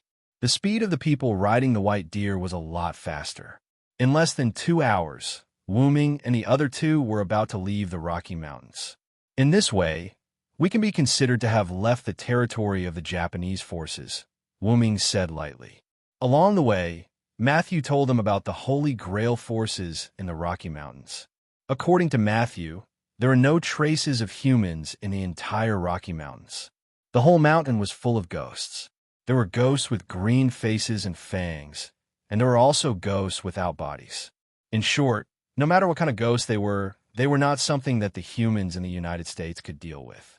The ghosts should be the soldiers of the Holy Grail forces. This was what Wuming said to himself when he first heard Matthew's explanation. Celtic had Wuming's soldiers, Greece had Dragonfang's soldiers, and Rome had Roman soldiers. Just like other forces, Japan also had its own ghost soldiers. The reason why the residents of Riverton allowed the servants to move in was because of the ghosts attacking the humans. The Celtic and Roman troops were not only soldiers, but they were also far away from here. However, the territories of Japan and Greece happened to be on both sides of Riverton. Moreover, ghosts and Dragonfang soldiers were really like wild beasts. Before the servants lived in Riverton, not only Riverton, but also the residents of the Missouri River Valley often suffered from sparse Dragonfang soldiers and ghosts. They only knew how to use guns, so how could they fight against these enhanced versions of skeletons and ghosts? Naturally, they needed the help of the servants. Later, when Wuming asked who the leader of the ghosts was, Matthew shook his head. Matthew told Wuming that the one who went to explore the Rocky Mountains was Robin Hood. Because there was no one in the Rocky Mountains, only Robin Hood, who was known as the King of Faceless, had the ability to explore such a place. According to the exploration, Denver was determined to be the gathering place of the Holy Grail forces in Japan. However, he did not enter Denver because Robin Hood had sensed a large amount of poison before he even reached Denver. Robin Hood was also a master of poison, so he was very sensitive to poison. Under the premise of ensuring his own safety, Robin Hood collected some information and left. After that, everyone knew that the Japanese forces were not to be trifled with. At least, not many servants could ignore those poisons. Especially Sharon, who couldn't stand the Hydra's poison and chose to commit suicide. It was estimated that as long as Sharon approached, he would be poisoned to death. Even Kyoheim, who was originally a member of the Japanese forces, didn't know. When Kyoheim was summoned by the Holy Grail again, she didn't even pay attention to the leader of the Japanese forces and directly left the Rocky Mountains. Coincidentally, no one stopped Kyoheim, so she was released. In this way, Kyoheim, who pursued her love, betrayed her original side without any information. Perhaps, because of this reason, Kyoheim was a little more honest. However, in Kyoheim's words, all of this was for love, for Kyoheim's Anjin Sama. In short, even Matthew didn't know the specific situation of the Japanese forces. However, Wuming had some idea in his mind. Japan, leader, ghost, poison, he could only think of Shitendaji. I don't know if Shitendaji here has the memory of burning Winterwood City. If so, it would be difficult to deal with. Wuming didn't know Shitendaji. Apart from the historical records, Wuming only knew that she was a female ghost who could eat people, drink wine, and didn't care about trifles. Yes, and the most important point, she did things completely according to her preferences. If she was persistent, she wouldn't let others feel comfortable even if she died. From the poisonous wine gourd in Winterwood City, it could be seen that Shitendaji, who used all her strength to release her noble phantasm, really disgusted Wuming. It really confirmed that sentence. Even if she died, she wouldn't feel at ease. It's better to leave here quickly. Thinking like this, Wuming controlled the white deer to speed up a little, wanting to leave this junction quickly. After Wuming and others left the Rocky Mountains, in the place where Wuming and others were just now, a purple and quite exposed figure appeared. Hee, what a delicious smell. After leaving the Rocky Mountains, Wuming was temporarily relieved. Fortunately, there was no Shitendaji who blocked the road to rob them. Then, Wuming and others entered a flat area that looked like a plain, but was actually a plateau.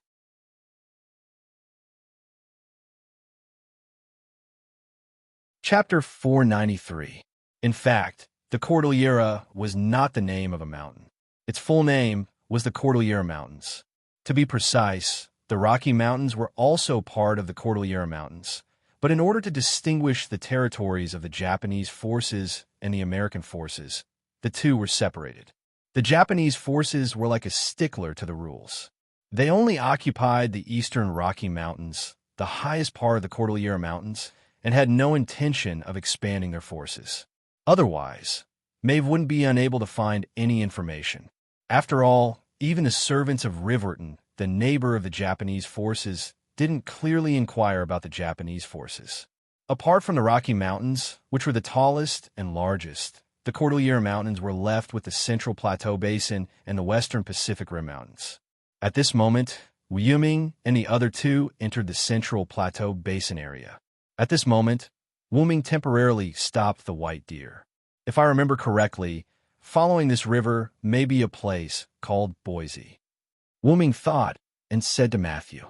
Gadatsi, on the other hand, was still sleeping that, Senpai Cylinder, I am not very familiar with the terrain here. Matthew's face was slightly red and said slowly.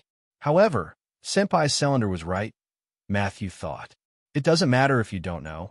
The point is that we may have to fight with the American forces. Wuming narrowed his eyes. Hey, so soon? Do we need to wake Senpai up? Matthew obviously didn't expect to contact the American forces so soon, so he asked Wuming if he should wake Gadatsi up. There's no rush now. There's still some distance before we reach Boise. Let her sleep for a while longer. Wuming caressed Gadatsi's hair lovingly. Looking at the sleeping face, Wuming felt like raising a daughter. Senpai Cylinder is really gentle to Senpai.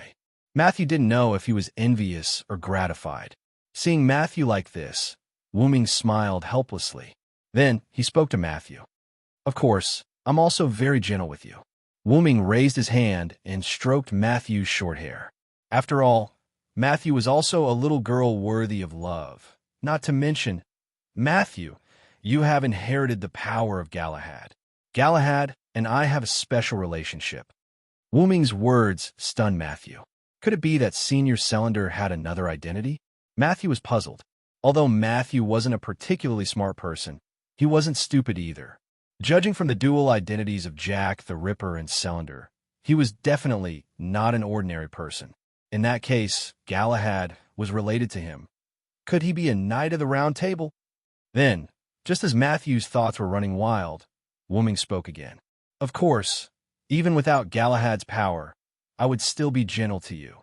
He pressed Matthew's little head a little harder and pulled Matthew out of his thoughts. Then let's go.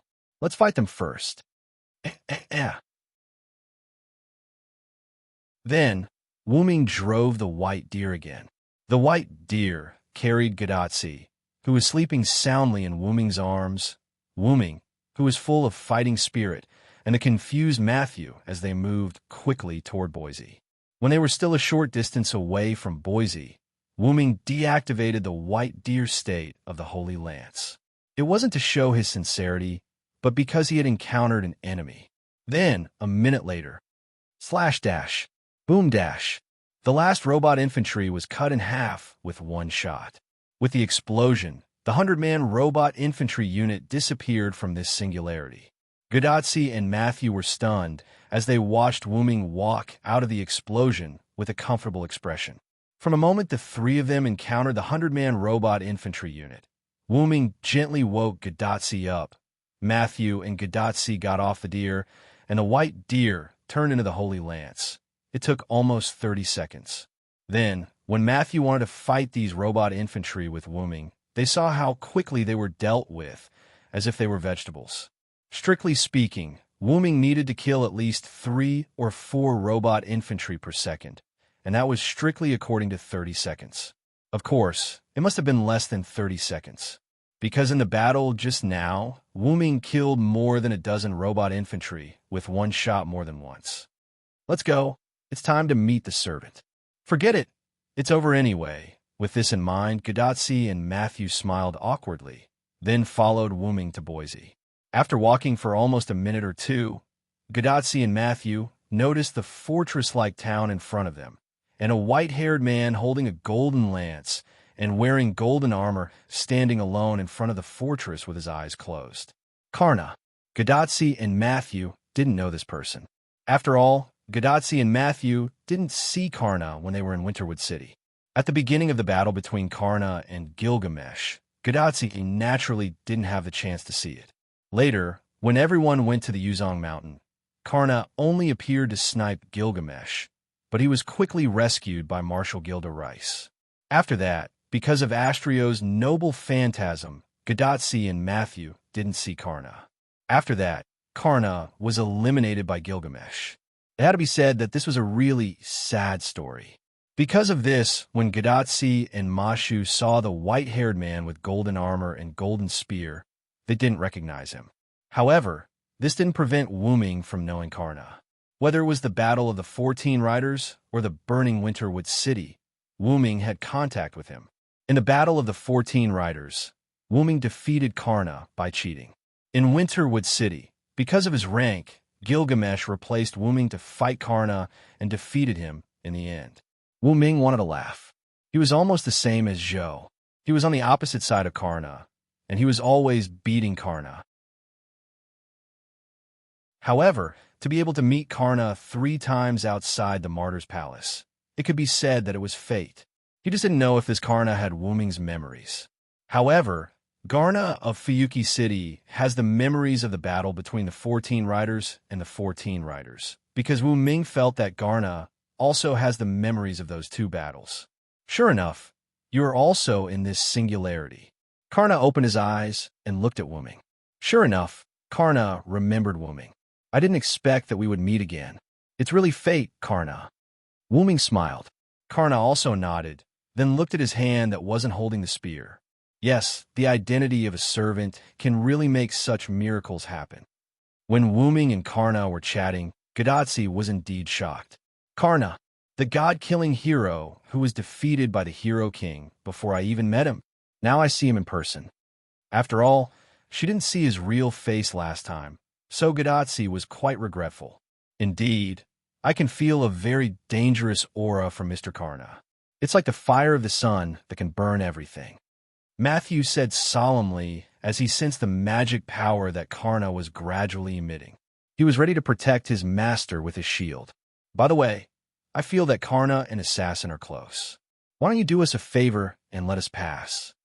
Gadotsi looked at Karna with a smile. Is this the master of Chaldea? Although he looks trustworthy, he's still a bit immature. Karna glanced at Gadotsi expressionlessly. Then, Karna waved his golden spear at Wuming. I've already accepted Edison's request and worked for him. He asked me to guard this place. Gadotsi, who felt that things are going to fall through, looked a little depressed. But if it's him, I can let him pass. It seemed that Karna had some understanding of wombing after many competitions, and it was a positive understanding. Just as Gadatsi's sadness turned into joy, Karna spoke again. But it's rare for us to meet. It's not right to let him pass without a fight. With that, Karna rushed at wombing. Then, Gadatsi's face turned green. She felt like she had been tricked. To put it bluntly, we still have to fight, right? I'm already prepared. Wombing laughed and faced the incoming Karna. The third battle between the scorching golden spear user and the holy silver spear user had begun.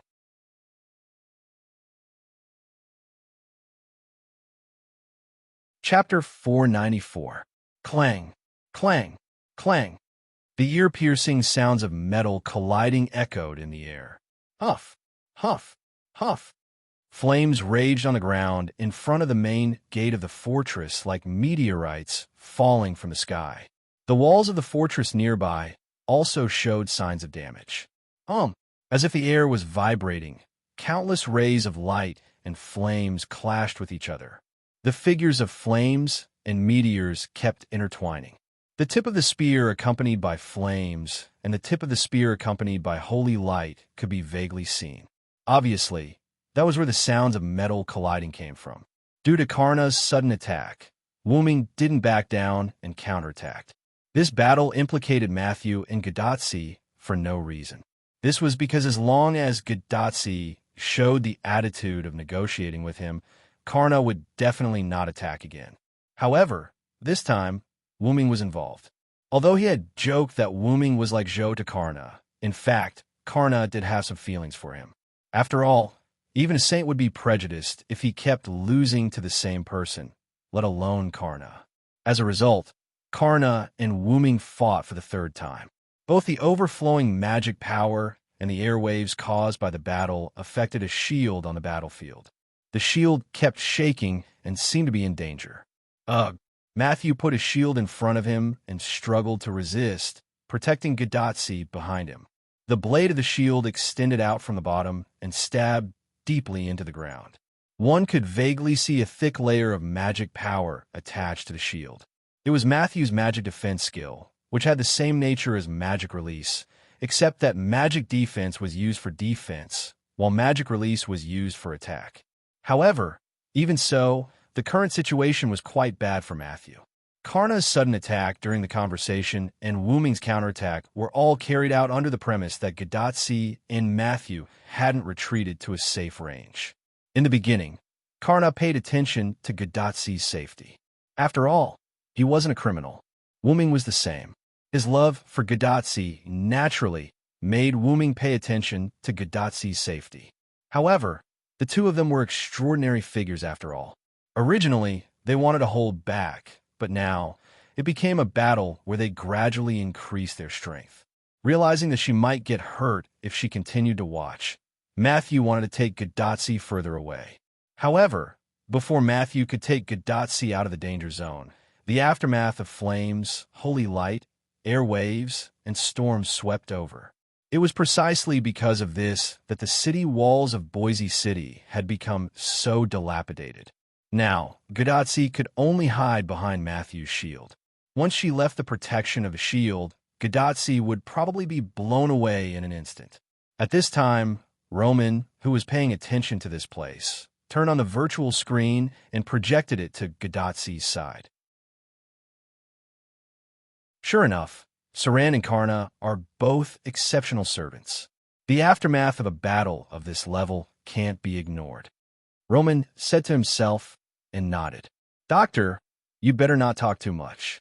Can't you see that Matthew is already having a hard time? Gadatsi looked at the virtual screen beside her with disgust. Yes. Just by being called out by Gudazi, Roman had once again returned to his cowardly and timid appearance. However, Gadatsi could shout from here, which showed that Matthew was well protected. However, even if she could only be protected, Gadatsi wouldn't just stay behind Matthew. Now, Matthew's hand holding the shield was already covered by Gadatsi's hand. Feeling the warmth of Matthew's hand, although his body was very tired, Matthew's heart was incomparably firm. Although it seemed that Matthew couldn't hold on any longer, his shield could still continue to resist the aftermath of the two exceptional servants. There was nothing that the sacred round table couldn't resist. Doctor, isn't no way to stop them? Gadotsi roared like a child. However, this was a last resort. Although they didn't know why Boise City had become a steel fortress, the steel fortress had collapsed under the battle between Wuming and Karna. That's right, the walls of the fortress that was in good condition just now had been broken, and a few mechanical infantry could be seen faintly falling down. Not only that, but the ground where Matthew and Gadotsi were standing also began to crack. If they waited for Wuming and Karna to fight for a while longer, there was no doubt that the two of them who had released their noble phantoms would destroy the fortress. What can I do? Roman scratched the back of his head weakly. At this moment, Wuming and Karna separated, and the fight naturally stopped. However, this also proved that the two of them weren't too immersed in the joy of fighting.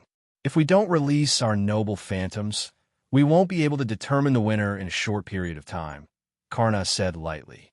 After all, during the Battle of the 14 Horsemen, Wuming and Karna couldn't determine the winner in terms of martial arts, so they still had to rely on their noble phantoms. When he said that, Gadotsi, Matthew, and Roman were shocked. If he released his noble phantoms, Gadotsi and Matthew would be in trouble. Even so, you and I don't want to release our noble phantoms, right? Wuming threw the spear in his hand, and the spear turned into white light and merged into his body. That was not the real holy spear Yggdrasil, but a noble phantoms based on the identity of the Holy King. After all, the real Yggdrasil was still in Uruk. Moreover, this time, it's not pure martial arts. Your flame and my light are not simple things, just like this. Wuming raised one of his hands, and a white light emerged. However, unlike the holy light in the past, this time, the light in Wuming's hand was full of cruel charm. Just like the church organization in fantasy novels, there were many gentle and amiable church members, but there were also church members who were responsible for judgment. At this moment, Wuming's light was in such a form. This time I won. Wuming smiled slightly at Karna. After Wuming finished speaking, Karna did not answer, but fell into silence. I feel that Assassin's aura is a little different. It's a bit serious. Is it an illusion? Gadotsi approached Wuming and looked at the light in confusion. Maybe it's really like what Senpai Cylinder said. These lights are not simple things. Matthew also came over. Matthew and Gadotsi, one on the left and one on the right side of Wuming, looked at the light. At this moment, Matthew had already put down his shield, and the two had already begun to move toward Wuming. Some of the conversation between Wuming and Karna naturally fell into the ears of Gadotsi and Matthew. Indeed, the current you is somewhat different from the two you that I met before. This time, I have indeed lost. Cough, cough. After that, Karna coughed, and blood came out of his mouth.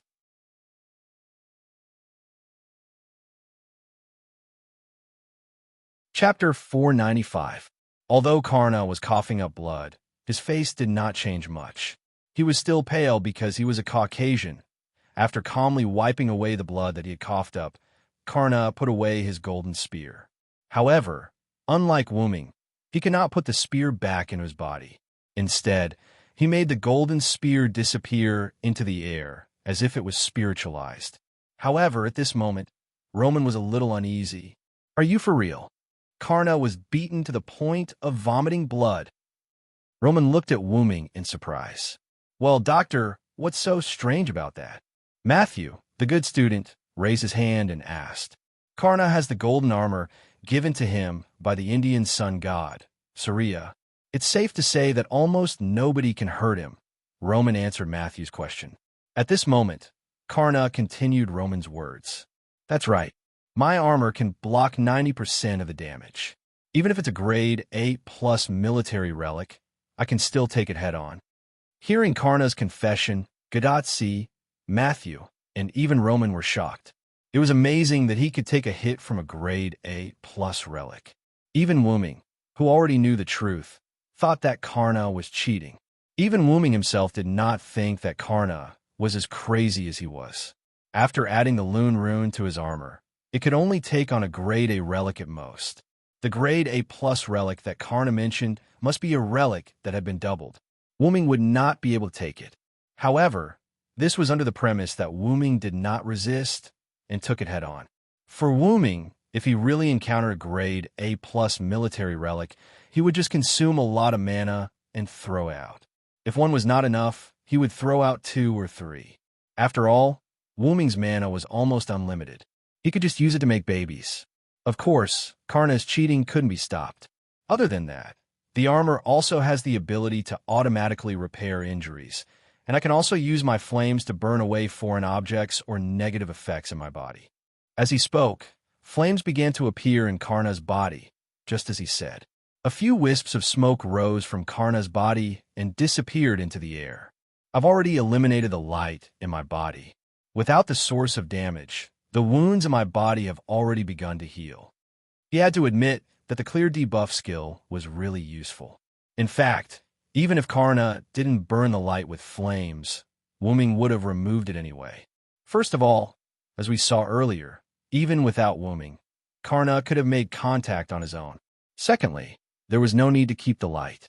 Hostage-type methods wouldn't work on Karna at all, even if the hostage was himself. Lastly, since we're about to form an alliance, fighting and killing isn't good, smiley face. So powerful, Gadotsi said blankly. Matthew also nodded. Seeing the two of them like this, Karna shook his head expressionlessly. Even so, he still hurt me. Of course, Karna had to be talking about Wu-Ming. Well, it's just a little trick. It's not worth mentioning. Wu-Ming smiled and created a ball of light in his hand. Karna's armor was bestowed by the Indian sun god, Surya. It was said that this invincible armor was made of light, so even the gods couldn't hurt Karna at all. However, Wu-Ming's current method was light. Karna's sunlight armor was able to block countless attacks. It could even defend against light elemental attacks. In other words, as long as there was no damage, it wouldn't defend. Therefore, in the face of Wu-Ming's light, Karna's armor was completely unaffected. In Wu-Ming's eyes, Karna's armor was like a piece of armor with a large gap. He could deal damage just by stabbing the air. In other words, Karna was naked in front of Wu-Ming. Cough, cough.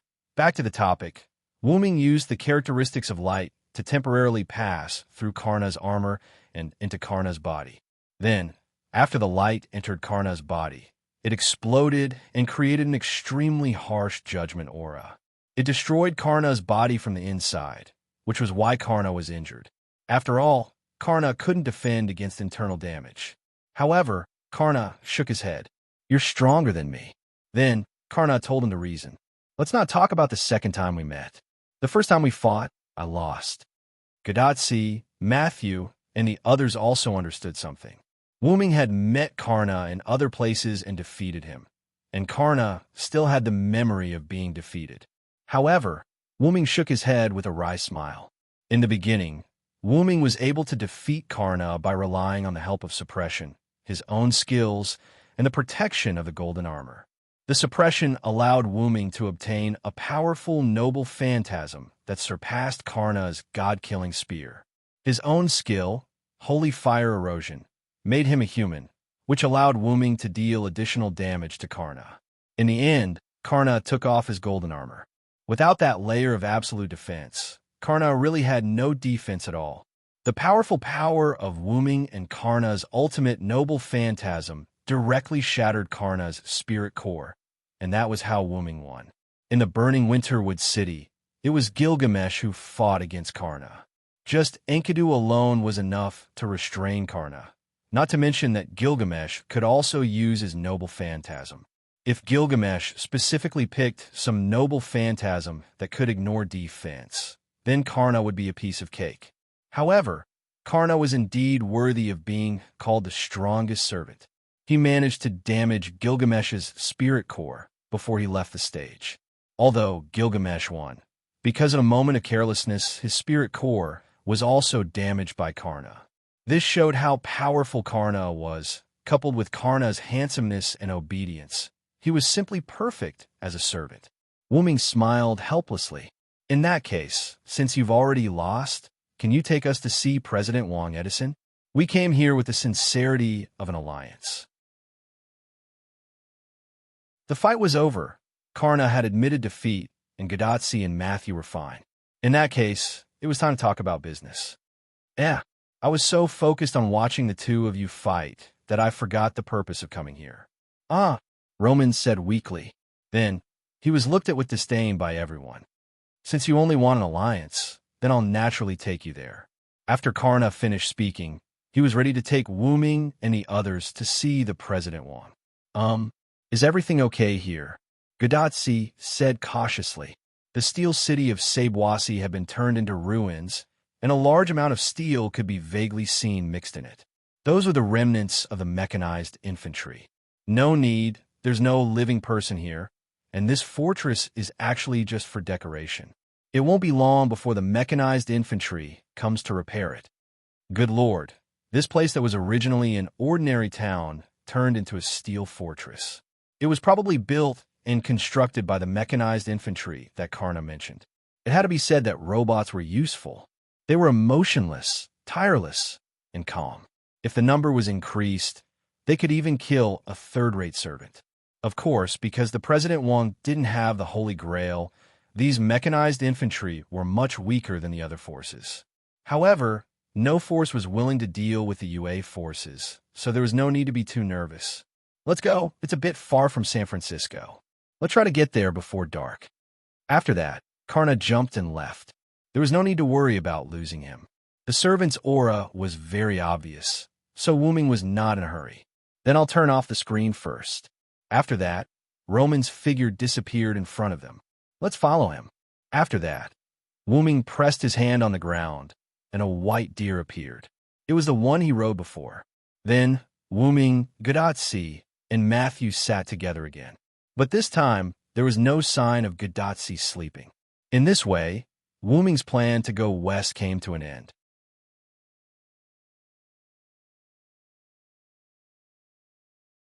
Chapter 496. Wu Ming, Gadotsi, and Matthew rode the white deer and followed Karna. Although Karna ran very fast, the white deer controlled by Wu Ming was not slow either. Hence, Karna had no intention of slowing down, or rather, he had no intention of slowing down from the beginning. In this way, with Karna's pass, Wu Ming and the others could be said to have a smooth journey. Witnessing the scene of the mechanical kingdom along the way, Gadotsi and Matthew were quite surprised. Even Wu Ming was a little surprised. Along the way, basically every town had become a steel fortress, just like a modern town. Every city had stable residents, and there were also a small number of mechanical infantry. Other than that, there were a large number of mines in the central and western part of the Cordillera Mountains. There were a large number of mechanical infantry with all sorts of tools such as picks, shovels, chisels, and so on. Countless minerals were being transported in the direction of San Francisco. Wu Ming guessed that it was likely to be the raw materials for the production of mechanical infantry. I'm afraid that these mechanical infantry were created by Edison. This was Wu Ming's judgment at that time. However, both Gadotsi and Matthew felt that it was right. After all, Edison was an inventor, and it was not unacceptable for him to produce these mechanical infantry through noble relics or skills. After all, they were servants, and the definition of ordinary people lost its effect. Indeed, these mechanical infantry were all created by Edison alone. Karna also nodded. However, Wu Ming was quite concerned about this sentence. They were created by one person, and there were so many of them. Although the strength of these mechanical infantry could not compete with the soldiers of other forces at all, and could even be said to be crushed, these mechanical infantry were equipped with special equipment. Most of these mechanical infantry were mainly armed with machine guns, and Wu Ming could feel the magic and threat from these machine guns. Previously, when Wu Ming and the others were attacked by a team of 100 mechanical infantry, those mechanical infantry used machine guns. Wu Ming, who took a few hits, could determine that although there was not much magic, and the threat was very small, there was no doubt that those machine guns were comparable to low-level noble relics. On the shells of those mechanical infantry, Wu Ming also felt the same magic, so Wu Ming speculated that the shells of these mechanical infantry were also comparable to low-level defensive noble relics, and could even be used to hit people. However, even so, they could not resist Wuming's spear. A low-level noble relic was a low-level noble relic. Wuming's spear was enchanted, and piercing these mechanical infantry was as easy as piercing paper. Of course, even if he didn't add magic to the weapon, it wouldn't be too difficult to stab with the spear. It would only be like piercing through cardboard. It was precisely because of this that the team of 100 mechanical infantry they encountered earlier was so easily annihilated by Wu Ming. However, if compared to the soldiers of the other forces, it was almost enough. After all, mechanical infantry used machine guns, and this was the only force that used firearms among the several forces. Although they could also compete in numbers, the other forces were blessed by the Holy Grail, so it was obviously unwise to compete in numbers. Of course, if Edison's production speed was enough to rival the other forces blessed by the Holy Grail, or even surpass them, it was not impossible to compete in numbers. Wu Ming still remembered the incident where Edison only slept for 3 to 4 hours when he was alive. On the way, he even joked, maybe this incident was sublimated into his noble relic or skill. Although it did become Edison's noble relic or skill. And it was Edison who told them personally after the success of the joint operation. We're here. San Francisco is right in front of us, the base camp of our force. Karna stopped and said to Wu Ming and the others behind him. Looking at the gradually darkening sky, Wu Ming felt that with Karna leading the way, it would indeed save them a lot of effort. Although Wu Ming also knew that Edison's base camp was in San Francisco, and he also knew the general location, he had not been to this place before. Compared to fumbling around on his own, it would be faster to have a familiar person leading the way. Then let's go. Get ready to form an alliance with Edison. Then, the four of them entered San Francisco together and came to a palace-like house. Although it looked like a luxurious house from the outside, the interior was not that outstanding. The structural materials were just like an ordinary house.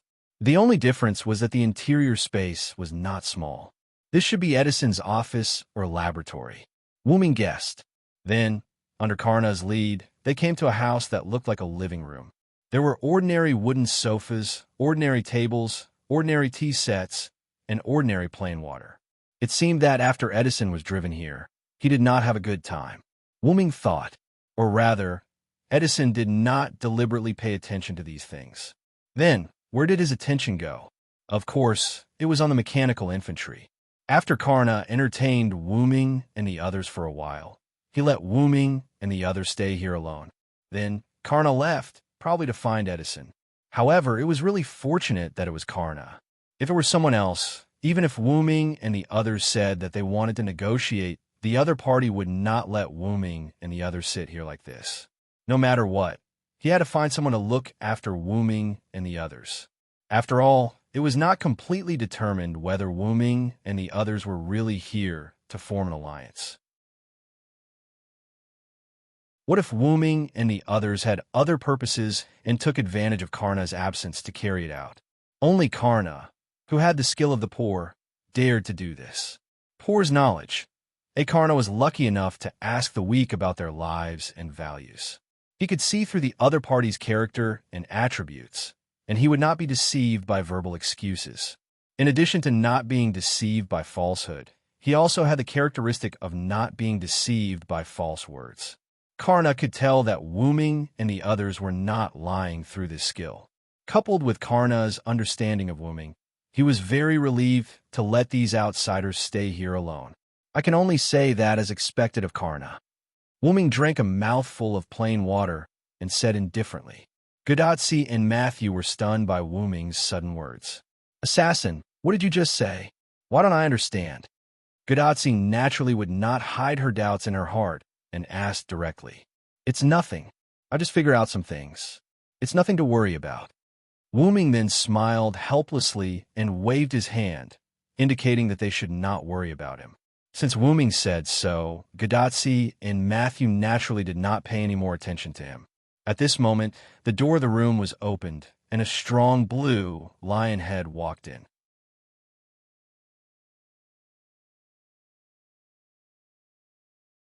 Chapter 497. The door was pushed open, and a strange creature with the body of a human and the head of a lion walked in. The newcomer was dressed in blue tights. His muscles were bulging, and he seemed to be quite powerful. He wore red gloves with silver edges and dark brown men's boots. He also had a red cape with white stripes that reached his ankles from the back of his waist to the side of his waist.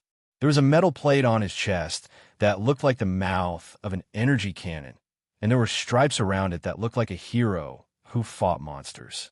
There were 2 large bulbs on his shoulders, but the most eye-catching thing was the white lion's head. Oh, is this the Master of Chaldea?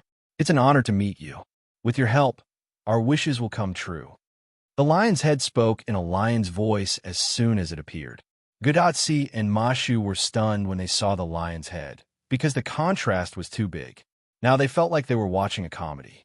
Wuming was also curious about the lion's head, but he was not as stunned as Gadotsi. You must be President Wang Edison.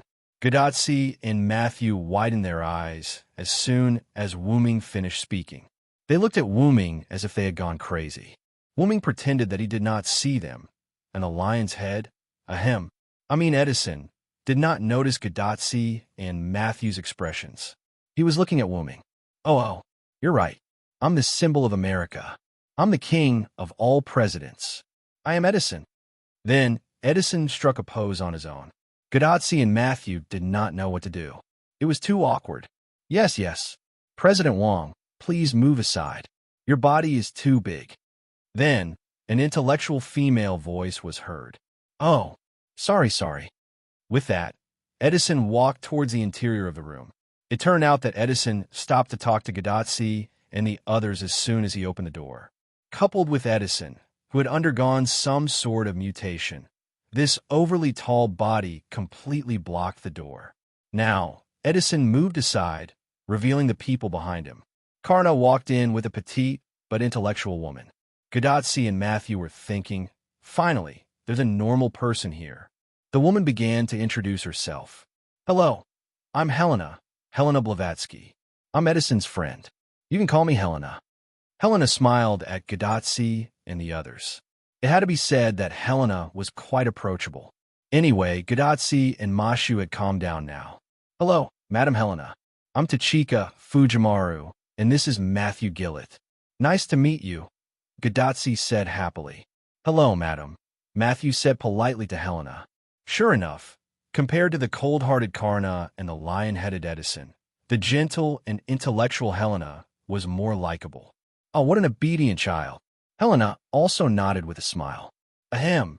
Edison coughed. Of course, this meeting was not a friend meeting, but a joint negotiation. A faint smile appeared on Helena's face upon seeing this, and she took a position behind Edison. By the way, Karna, who had remained silent this entire time, was already standing behind Edison. Since when did Edison value power so much? Wuming saw this clear master-slave relationship, but Wuming didn't say anything. Then Edison spoke. So, Master of Chaldea, let us begin the negotiations on the alliance. Then Edison sat opposite Gadotsi, and Helena and Karna stood behind him like guards. The atmosphere changed instantly. In order to not lose their dignity, Matthew and Wuming went behind Gadotsi together.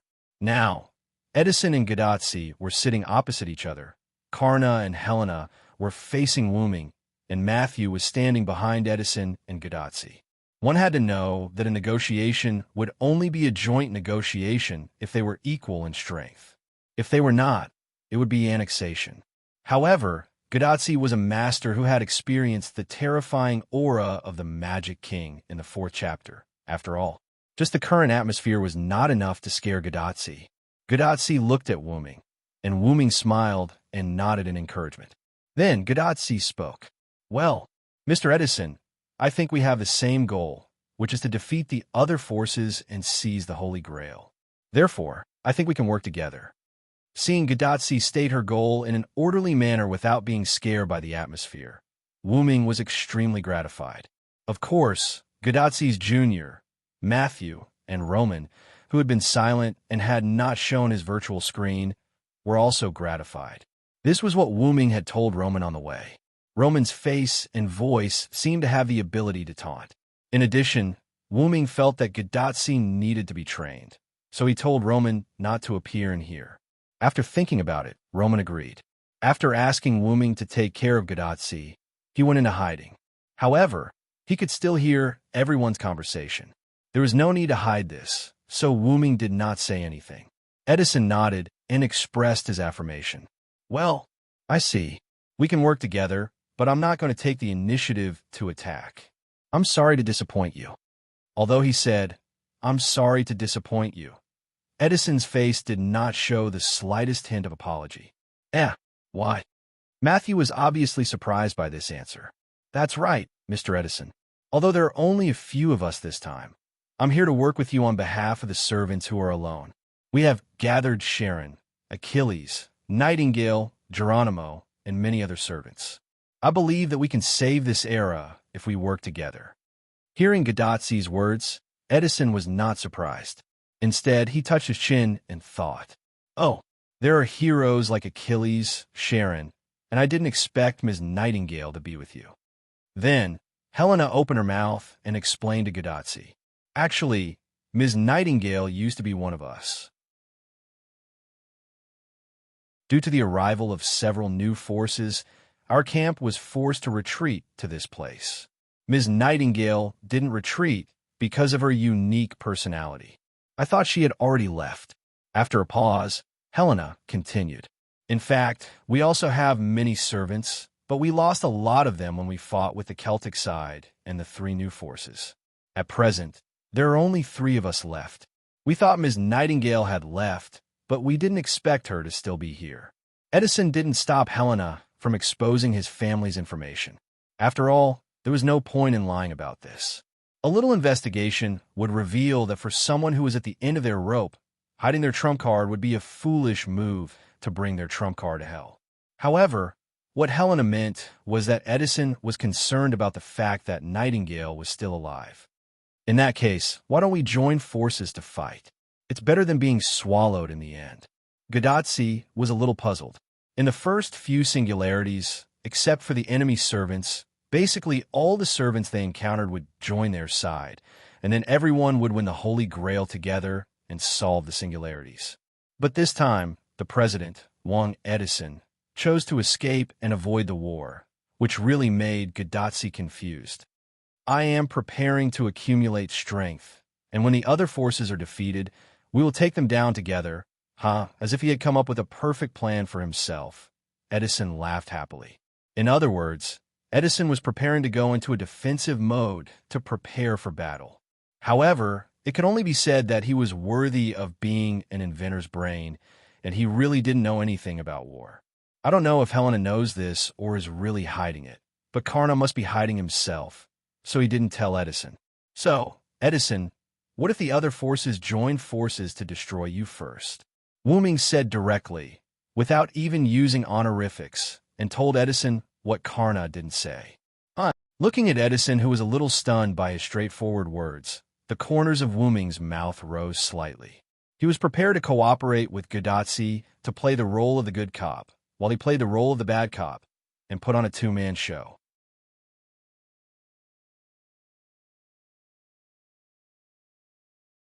Chapter 498. Well, Edison obviously realized the problem after hearing Wu Ming's words. After all, isn't it best to get rid of the onlookers in a war? Wu Ming said as he glanced at Karna. However, Karna didn't move at all. He was just like a tool. Then, looking at the helpless expression on the lion's face, Wu Ming continued. Although Karna is indeed an exceptional servant, if the other forces join forces and send a few first-rate servants to stall him, then only you and Helena will be left. Do you think you can resist the attacks of 2 or even 3 forces?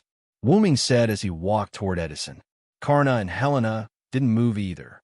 Wu Ming's words made Edison even more speechless. Karna still didn't say anything like a tool. Helena seemed to want to say something, but in the end, she still didn't say anything. This sentence pointed out the biggest weakness of Edison's group at the moment. They didn't have high-end combat power. Regardless of whether it was Helena or Edison, Wu Ming didn't think that they would be able to last more than a few rounds under his gun, even if they fought with their lives on the line. At most, they would be able to last 5 rounds. It could be said that if it weren't for Karna, Wu Ming would have been able to instantly kill the two of them. Of course, Wu Ming didn't have such thoughts. But since that was the case, it meant that only someone could stall Karna, and if a few more powerful servants came, then Edison and Helena would be dead for sure. I've seen a lot of powerful servants from other forces. The demigod hero Hercules, the huntress Atlanta, the traitorous witch Medea, the Roman Emperor Julius Caesar, and the Egyptian Queen Cleopatra. Do you really think you can resist their combined forces? Wu Ming was getting closer and closer to Edison. But they might not join forces. Edison's lion face looked very weak. Indeed, but don't forget, those are only the enemy servants I've identified so far. In Denver, there is also the king of ghosts, Shitendaji, who is suspected to be the commander of thousands of ghosts.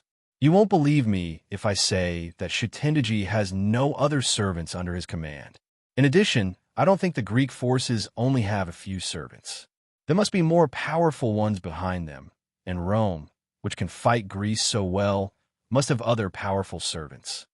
Well, the reason why Greece and Rome could fight so well was that neither side had the intention to start a decisive battle. After all, there were still other forces eyeing them covetously. Wu Ming believed that if both sides were to fight to the death, the Greek side would have the upper hand. That was because the Greek side was more mysterious than the Roman side. Of course, this was only a guess at the moment. After all, they had not completely confirmed the hidden means of both sides. Wu Ming also relied on this information that Edison didn't know to be able to scare him. Then, Wu Ming continued to speak, word by word seriously. Do you think that you can resist Karna, your robots, and the fortresses that can be destroyed easily in a battle? You think that you can resist Karna, your robots, and your fortresses? Karna asked with a smile. Wu Ming said while walking, and he had already walked in front of Edison, staring at his lion face. Even so, Helena and Karna still didn't move, as if they trusted Wu Ming very much, or they really regarded themselves as tools called servants. Wu Ming's words that did not leave a way out mercilessly poked at Edison's soft spot. In fact, Edison already knew in his heart that if there was an enemy attack, with his super weak individual combat ability, other forces might not be able to resist. No, it should be him, and Helena was naturally the same. If Karna was held back, then they would definitely fail. That was why Edison wished he could spend an extra hour a day, a total of 25 hours making mechanical infantry day and night. And those towns and fortresses were built for this reason. Otherwise, he would really have no sense of security. He knew all this, but he was subconsciously unwilling to admit it. I still have the Superman potion that I have painstakingly developed. As long as I inject this into my body, I can get the power of a superclass servant, Edison said excitedly, and he took a tube of colorful potion from nowhere. Then bang! Wu Ming grabbed the tube of Superman potion in an instant, and with a hand that seemed to be holding on to magic, he threw the tube to the ground and crushed it. Now you don't have it. Wu Ming still stared at Edison's lion face and said this shameless sentence very calmly. But even so, in Wu Ming's vague prying, Karna and Helena still didn't move, and Helena even breathed a sigh of relief. In an instant, Wu Ming seemed to have understood something. Poor Lionhead. Not only was he tricked by the enemy, but he was also tricked by his own people. But this was indeed for his own good. However, at this moment, Edison had no time to care about others. Edison speechlessly looked at the Superman potion on the ground that had lost its color and was gradually drying up. That was the only tube of Superman potion left. Looking at the Superman potion that was gradually seeping into the ground and slowly disappearing, Edison really had no power at all now. By the way, I'm here on behalf of the Celtic forces to ally with you. I have already joined forces with the Master of Chaldea to save this singularity. How was that possible? Edison was shocked after hearing this. You barbarians don't know how to ally. Edison seemed to have a deep grudge against the Celts, So when he knew that Wooming was on the Celtic side, he was extremely excited and returned to his previous state. This time, even Helena's face showed a hint of surprise. It seemed that Karna didn't tell them that Wooming was on the Celtic side. Wait a minute. Wooming remembered something. It seemed that he didn't tell Karna and Wooming that he was on the Celtic side. I know that you have a deep hostility against the Celts. After all, this singularity was originally a war between the Celts and the United States, so the hatred between the two sides would certainly grow. Although the servants were indeed dead, and they would only return to the martyr's palace when they died again. In the eyes of Edison and the others, the Celts were still quite hateful because they killed many of their servants. But the Celts didn't think that way. It was the law of the jungle. Ahem, as expected of the Celtic barbarians. But there is a saying that there are no eternal enemies, only eternal interests. But compared to interests, I want to be friends with you. Edison stared blankly at Wooming's sincere eyes, somewhat at a loss. Mr. Edison, you may not know, but I have become partners with many servants in the first 4 singularities. I really like them. They have the courage to be heroes. At this time, Gadotsi spoke in a timely manner. Miss Jean, who lost her power, still acted with us for the sake of her country. Emperor Nero, who was betrayed by everyone, still sang loudly. Miss Drake, who was not bothered by trifles and was not bothered by the secular world.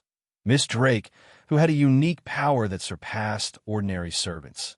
I was really happy to be with her. Mordred, Fran, and Anderson. It was because of everyone's hard work that we finally saved the singularity. After that, Gadotsi stood up and walked in front of Edison. Hint: Wooming has already left Edison while Gadotsi was talking. Gadotsi held Edison's furry hand and said firmly, "Please cooperate with us, Mr. Edison." Edison looked at Matthew's smiling face, Wooming's hateful face because of the Celtic forces, Helena's encouraging face for her friend, and Karna, who finally nodded. Edison nodded heavily. Oh, Chaldea's master. From today on, we are partners. Oh. Seeing Edison posing like a Chinibu again, the people present did not feel awkward anymore. Instead, their faces were filled with joy, and the joy of having a new partner increased.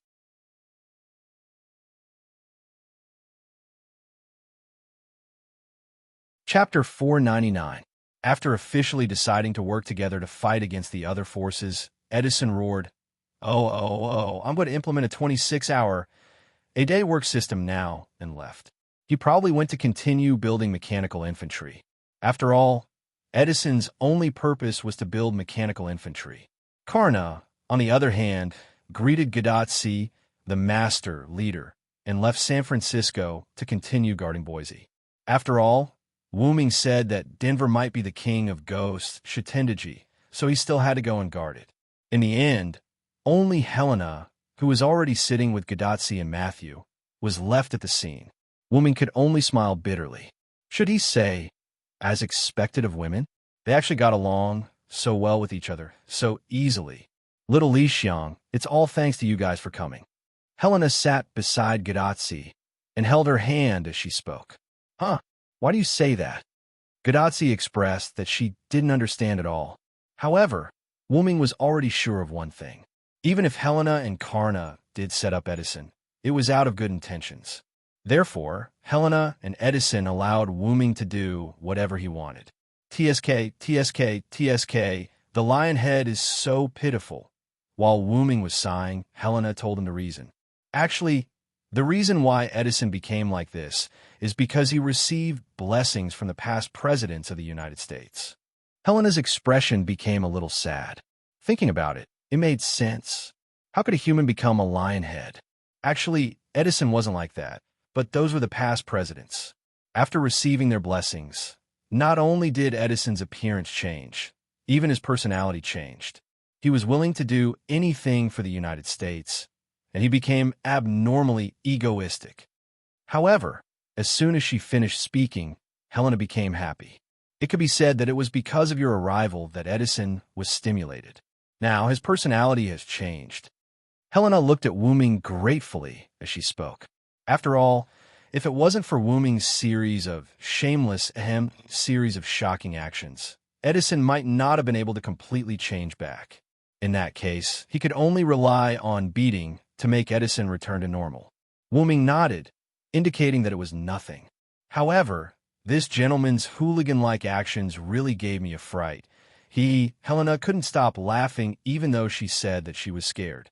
Wu Ming waved his hand nonchalantly, but Gadotsi and Matthew felt awkward.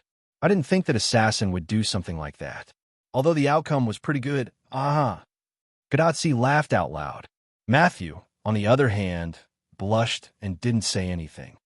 Is this Mr. an Assassin? I couldn't tell. Helena was a little surprised because of how Gadotsi addressed Wu Ming. After all, Wu Ming had the temperament of a king and the aura of light like the sun. It was really hard to tell that he was an assassin.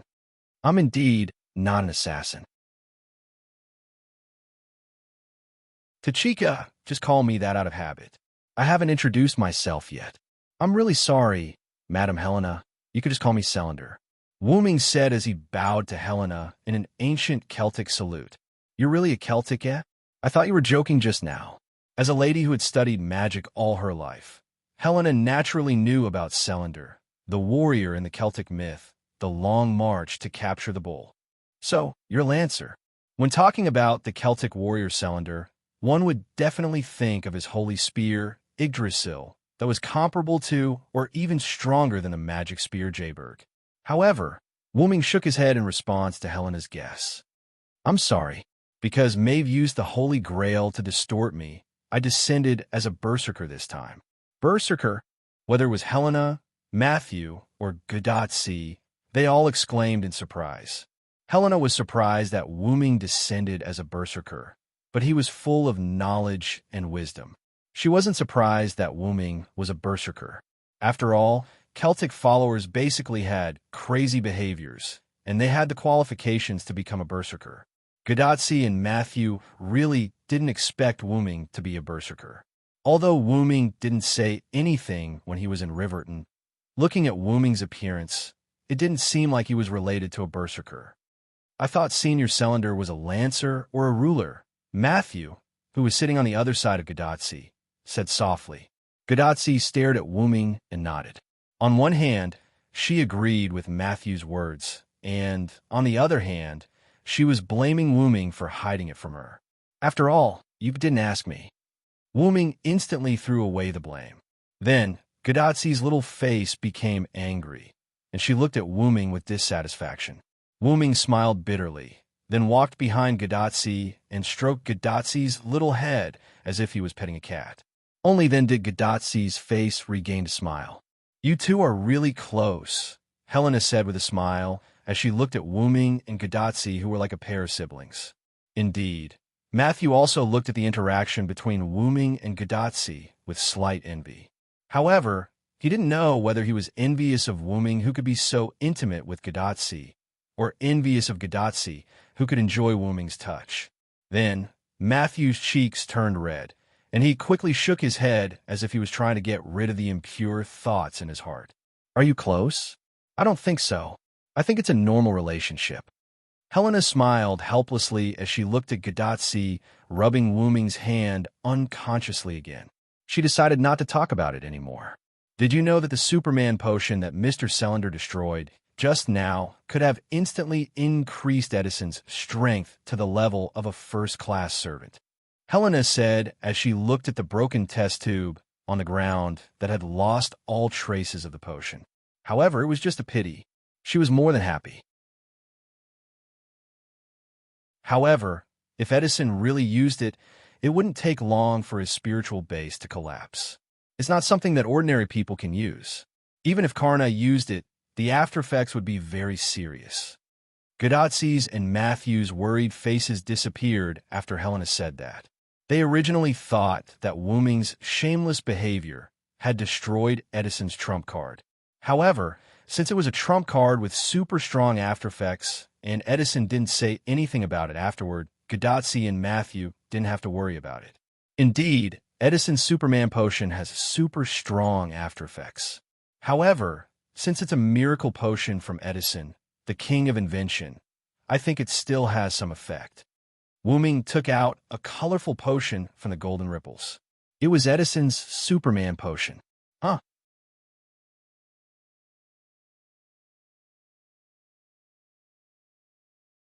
Chapter 500. What's going on? I really did see you destroy the Superman potion. Helena looked at the remains of the test tubes on the ground as she spoke. Actually, one of the reasons why Helena didn't say anything or do anything was to let Wu-Ming destroy the Superman potion. After all, this thing was too dangerous for Edison. As Edison's best friend, Helena didn't want to see her old friend go astray. Then, Wu-Ming smiled. Test tubes can be created easily. With that, Wu-Ming stretched out his hand, and a test tube that looked exactly like the Superman potion appeared in Wu-Ming's hand. There was also the rainbow-colored Superman potion in it. After I got the Superman potion from Edison, I placed it in my relic space and created a replica in an instant to pass it off as the real thing. When Wu-Ming took the Superman potion, there was a magical wave in his hand. It seemed like Wu-Ming was afraid that the Superman potion wouldn't be damaged by a simple fall, but in fact, it was to fool others. After all, Wu-Ming's Dragoness space could be big or small. He put the Superman potion in the Dragoness space with the help of the magical wave and created an identical test tube with the Create Green item. The rainbow-colored potion in the test tube was just the rainbow-colored water created by Wu-Ming. It had no effect at all. Now, Wu-Ming didn't even need to recite a spell to create such a small thing. It was a piece of cake for him. After all, from Edison's point of view, this Superman potion is also incomparably important. How can I casually destroy someone else's important trump card? It was also because of this that Wu-Ming took the Superman potion and destroyed it so decisively. Wu-Ming's move left Helena speechless. She could only shake her head with a bitter smile. Who would have thought that the test tube in front of her could be replaced in an instant? This is fate, I guess. However, I hope that you won't return this potion to Edison. I don't want my old friend to be in danger again. Helena smiled bitterly before pleading with Wu-Ming. If that's the case, then I won't return it to him. With that, Wu-Ming tossed the Superman potion into the air. Golden ripples appeared and swallowed the Superman potion. Wu-Ming was a collector. Even if he did not use them, he would keep them in his relic as a souvenir. Then I'll thank you in advance. A childish smile appeared on Helena's face that did not match her actual age. It's getting dark. Tachika, why don't you stay here for the night? They started their journey early in the morning and left the Rocky Mountains a few hours later. They encountered Karna and fought him. Then, Karna led them to this place. By then, the sky had already begun to darken.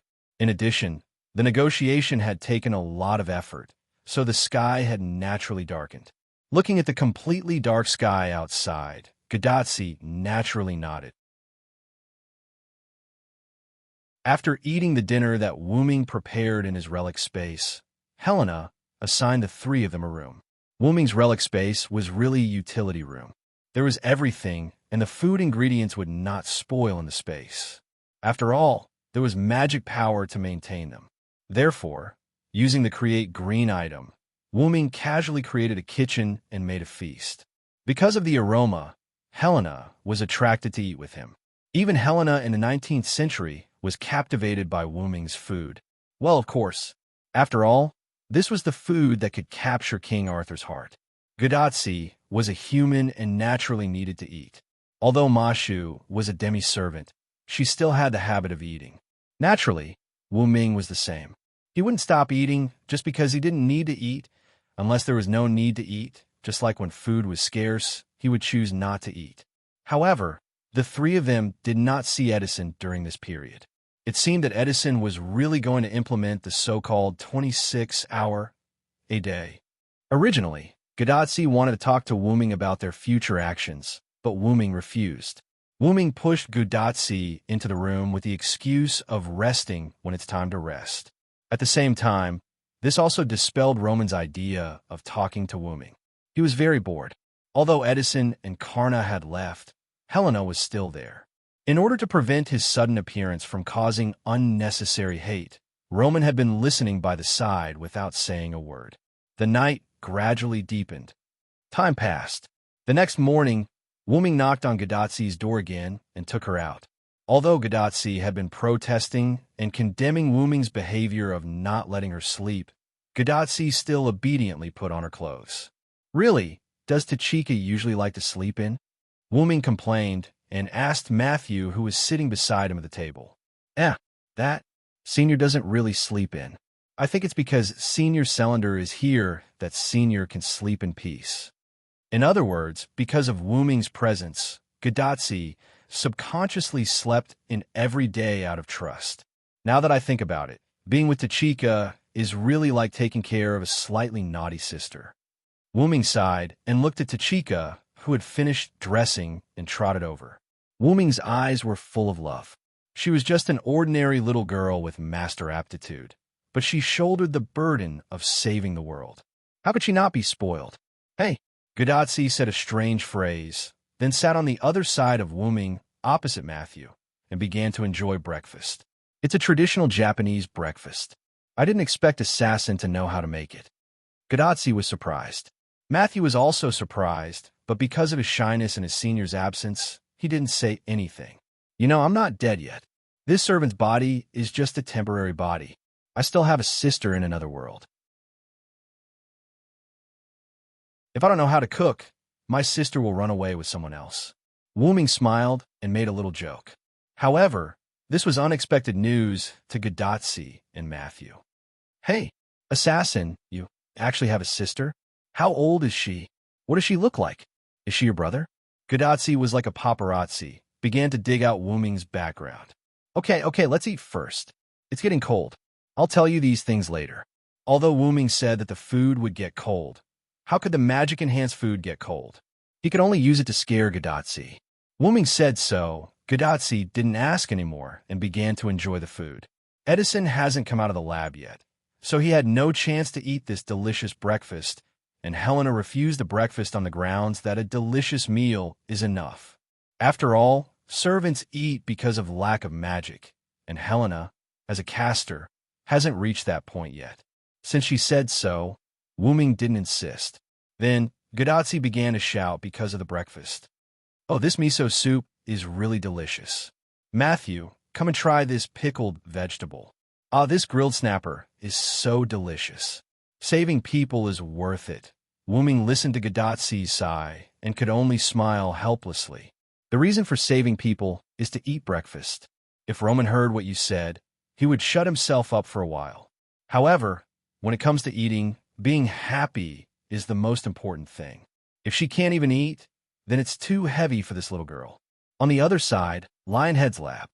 Sniff, it seems that there's the smell of grilled fish. Is it because I'm too tired and hallucinating him?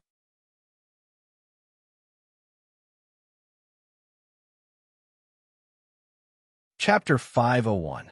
After breakfast, Wuming, Gadatzi, and Matthew went on their way. It just so happened that Edison was attracted out of the laboratory by a special fragrance and happened to meet Wuming and the others who were about to leave. Then Edison and Helena saw Wuming and the others off. Before leaving, Wuming gave Edison a communication device similar to a modern mobile phone. After all, Wuming didn't ask Edison, Helena, and Karna to follow them. In that case, they must have a communication device to ensure that they could contact each other at any time. This communication device was naturally made by Wuming using Create Green Item. In other words, Wuming's ability could be regarded as a caster's level skill, item creation. In fact, this communication device was made by Wuming based on a mobile phone. Its only function was to connect and call another communication device. As for the signal needed by an ordinary mobile phone, Wuming used magic to replace it. As long as it was in this singularity, the two communication devices could contact each other. It was similar to the bracelet that Roman used to contact Gadatzi. After all, Wuming made it based on Gadatzi and Chaldea's communication bracelet. However, Gadatzi's communication bracelet had more functions than the communication device made by Wuming. Ray shift, virtual screen, establishment of material supply, summoning circle, and other abilities were basically related to this communication bracelet. Although the inventor of the telephone has always been controversial, it was undeniable that Edison could indeed make a telephone. That was to say, if he wanted to, he could also fight a modern war. However, his enemy was something that modern war couldn't fight. Moreover, if he really did that, it would be as unreliable as building a hot spring hotel to serve ordinary people at the end of the world. Who would enjoy the comfort of a hot spring if they couldn't survive? As for Edison, if he had the time, he would probably know. He would definitely choose to make a few more mechanical infantry instead of choosing to build a communication device. However, he didn't have many subordinates. They were all mechanical infantry that only knew how to obey orders, so building a communication device was useless. In Wu Ming's opinion, it was better to install a monitor on the mechanical infantry. However, it was a bit extravagant to install a monitor on all the mechanical infantry. It was better to build a communication device. So far, Edison didn't do anything and just focused on building mechanical infantry. Therefore, Edison was quite interested in the gadgets that Wu Ming gave him. Be ready to attack at any time. After saying that, Wu Ming turned his gun into white deer and left with Gadotsi and Matthew. After making the white deer a little bigger again, Wu Ming stood on top of the white deer's head while Gadotsi and Matthew sat steadily on the white deer's back. With Wu Ming's stabilizing magic, there was no need to worry about Gadotsi and Matthew being thrown out. Of course, the same was true for Wu Ming. Without the mount skill, Wu Ming's control over the mount had decreased by more than one level. After all, the white deer under him was transformed from his gun and could not be regarded as a complete mount. Therefore, he also needed to use magic to stabilize his body. The white deer drove away from a small plain area in the west and entered the mountainous area. The white deer jumped up and down, but still had no effect on Wu Ming and the other two on the white deer. Gadotsi and Matthew said a few words and then pulled Wu Ming down. After all, Wu Ming promised to tell Gadotsi the story of his sister. Wu Ming also shook his head helplessly. Then he began to tell the story of his sister. Because of their trust and the fact that there was no need to hide anything, Wu Ming did not plan to hide anything. Everything he said was the truth. However, Wu Ming did not tell the story as a legend, but as Meiyo's brother. After all, it was a continuous experience. Wu Ming talked for a while before he left Meiyo's world and went to another parallel world. Wu Ming also stopped. After all, he had to let Matthew and Gadotsi digest it. I feel that the man named Emiya Kuritsugu is bad. He actually wants to raise Meiyu as a living tool. That Ainsworth is also not a good person. He actually wants to sacrifice a little girl to save the world. If he is really so strong, we can just think of other ways, Gadotsi said unhappily. Although this is the case, from the perspective of human beings all over the world, Emiya Kuritsugu's ideal and Ainsworth's approach are both correct. Wu Ming did not deliberately refute Gadotsi, but considered it from a more rational point of view. However, although Emiya Kuritsugu's worries were groundless, Ainsworth really did have the power to save the world. Although it was also considered an opportunist to be able to trick Wu Ming, he was also quite capable. Then, just as Gadotsi was about to refute, Wu Ming continued. However, let's not talk about whether they have the power to save the world first. Just the fact that they dare to touch my sister is absolutely not allowed. Wu Ming said, rather domineeringly. However, in Gadotsi's eyes, this was a siscon. I didn't expect you to have a siscon, assassin. Gadotsi snickered. This made Wu Ming feel rather helpless. It was not that he did not dare to admit it, but it was not a good word to say. At this time, Wu Ming and Gadotsi heard a series of trivial words. It's just that I didn't expect the Holy Grail War in the parallel world to be like this. The Holy Grail is a humanoid life form, and it changed from being a magician to using a class card. This voice was undoubtedly Romance. There's no one else now. Do you have to be so sneaky? Wu Ming said to the bracelet on Gadotsi's wrist rather disdainfully. Sorry. Accompanied by Roman's apologetic voice, Roman's figure appeared along with the virtual screen. I was fascinated by your story just now and forgot to turn on the virtual screen for a moment. Although the magic consumption of the virtual screen was slightly higher, It was a little too much for Chaldea, who could not obtain external funding. However, because of Wu Ming's generous funding, Chaldea would not lack magic even if the virtual screen was always turned on. Previously, when Wu Ming went to Chaldea, although he did not give Roman a magic crystal or something like that, he gave him an automatic magic production device. This device was actually a defective product of the magic supply device in Blackie's body. The magic supply device in Blackie's body was transformed into an organ like a magic circuit, but this defective product could not be loaded into the human body. Although it was called a defective product, it was no different from the one in Blackie's body, except that it could not be loaded into the human body. A device was enough to supply a servant with magic power. Wu Ming did not give Roman a device, but dozens of devices, and Wu Ming also increased the power, enough for Chaldea to squander. At this time, Matthew spoke faintly. A humanoid Holy Grail. Matthew was quite concerned about Mayu as a humanoid Holy Grail.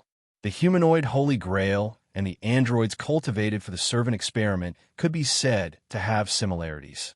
Matthew found a resonance, and this resonance was not a good thing. As Matthew's attending physician, Roman knew very well that this was not good for Matthew. As if he also knew that he started the wrong topic, Roman naturally shut up. Gadotsi did not ask Wu Ming to continue the story, but asked the next step. Assassin, what are we going to do next? Then, Wu Ming had a smile on his face. Of course, first get rid of the bystanders.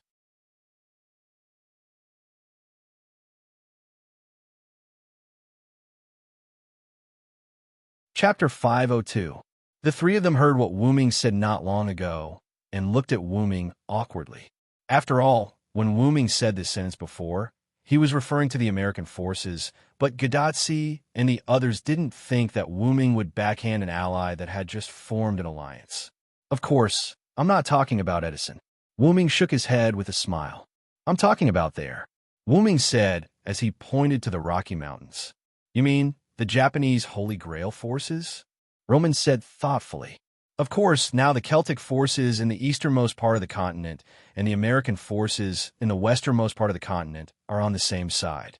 The Celtic forces have Maeve. Let's not talk about offense, but defense is more than enough.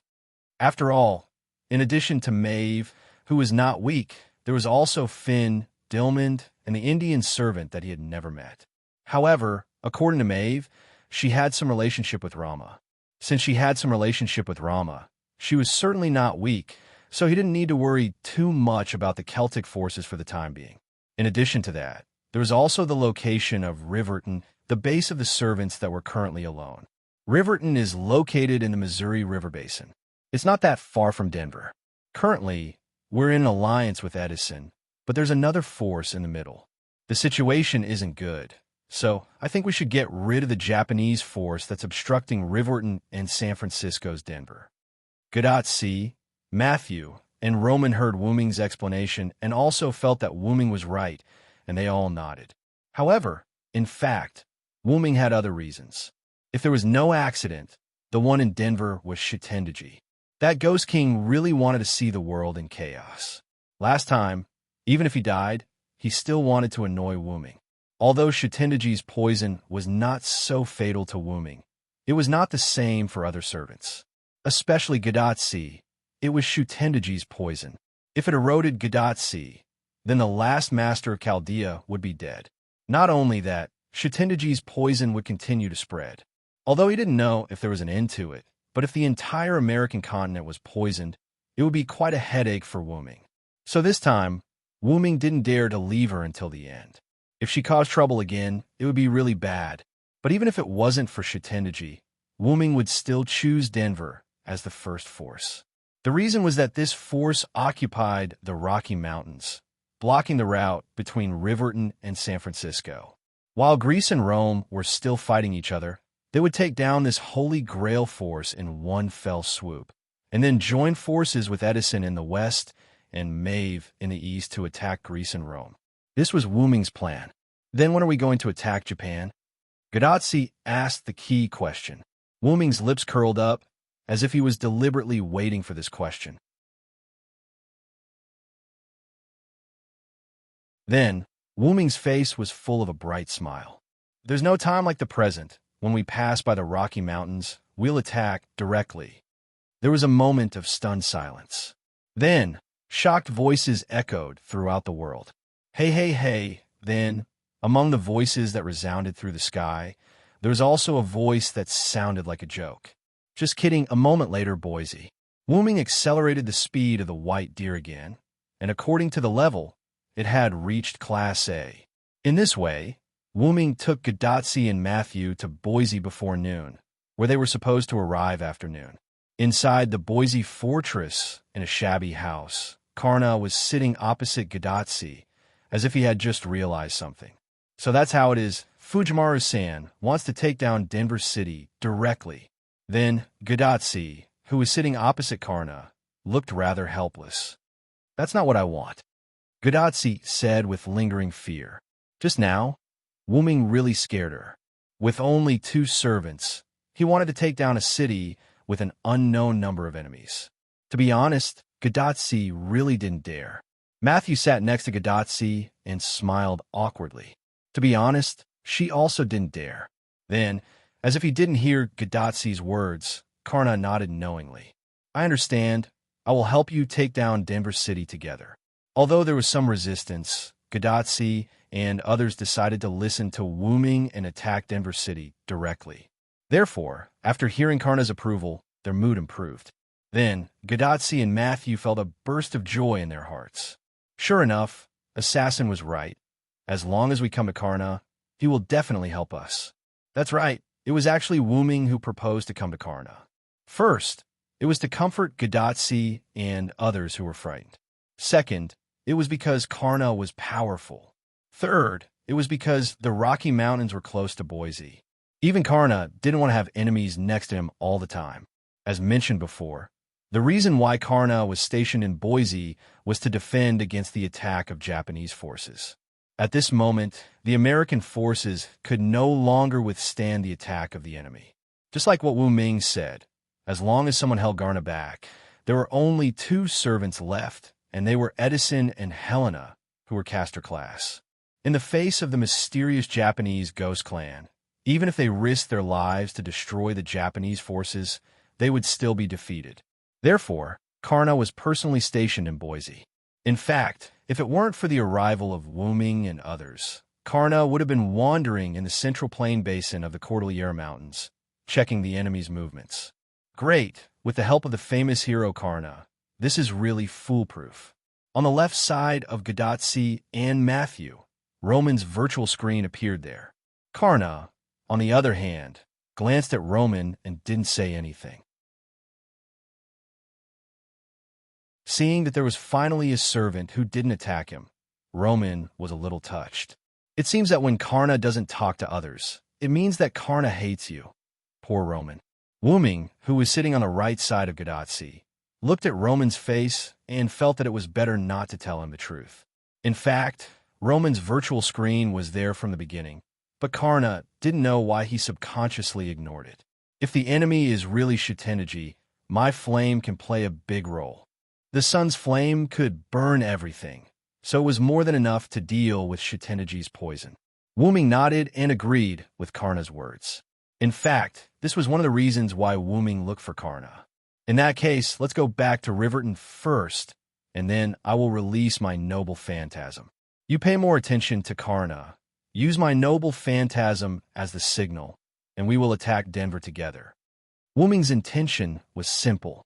First, they had to find Karna, then Wooming and the other 2 would return to Riverton and gather people to attack Denver. With Wooming and Karna around, the poison around Denver would not be a problem. After all, other than Karna's flame, Wooming could also use the trinkets in his noble phantasm. No problem. As long as I sense your noble phantasm, I will definitely come, Karna said solemnly. In that case, let's not waste any more time. We'll go first. After a simple farewell, Gadatsi waved goodbye to Karna. Needless to say, Gadatsi was quite lively.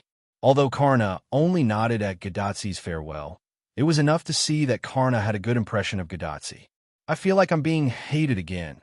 As Roman complained helplessly and Gadatsi and Matthew comforted him, Wooming and the other 2 set off again.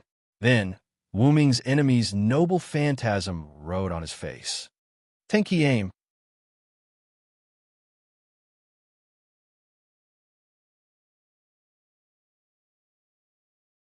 Chapter 503.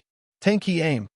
Hundreds of Japanese samurai swords rained down on White Deer, where Wu Ming and the other two were, and they launched a large-scale attack.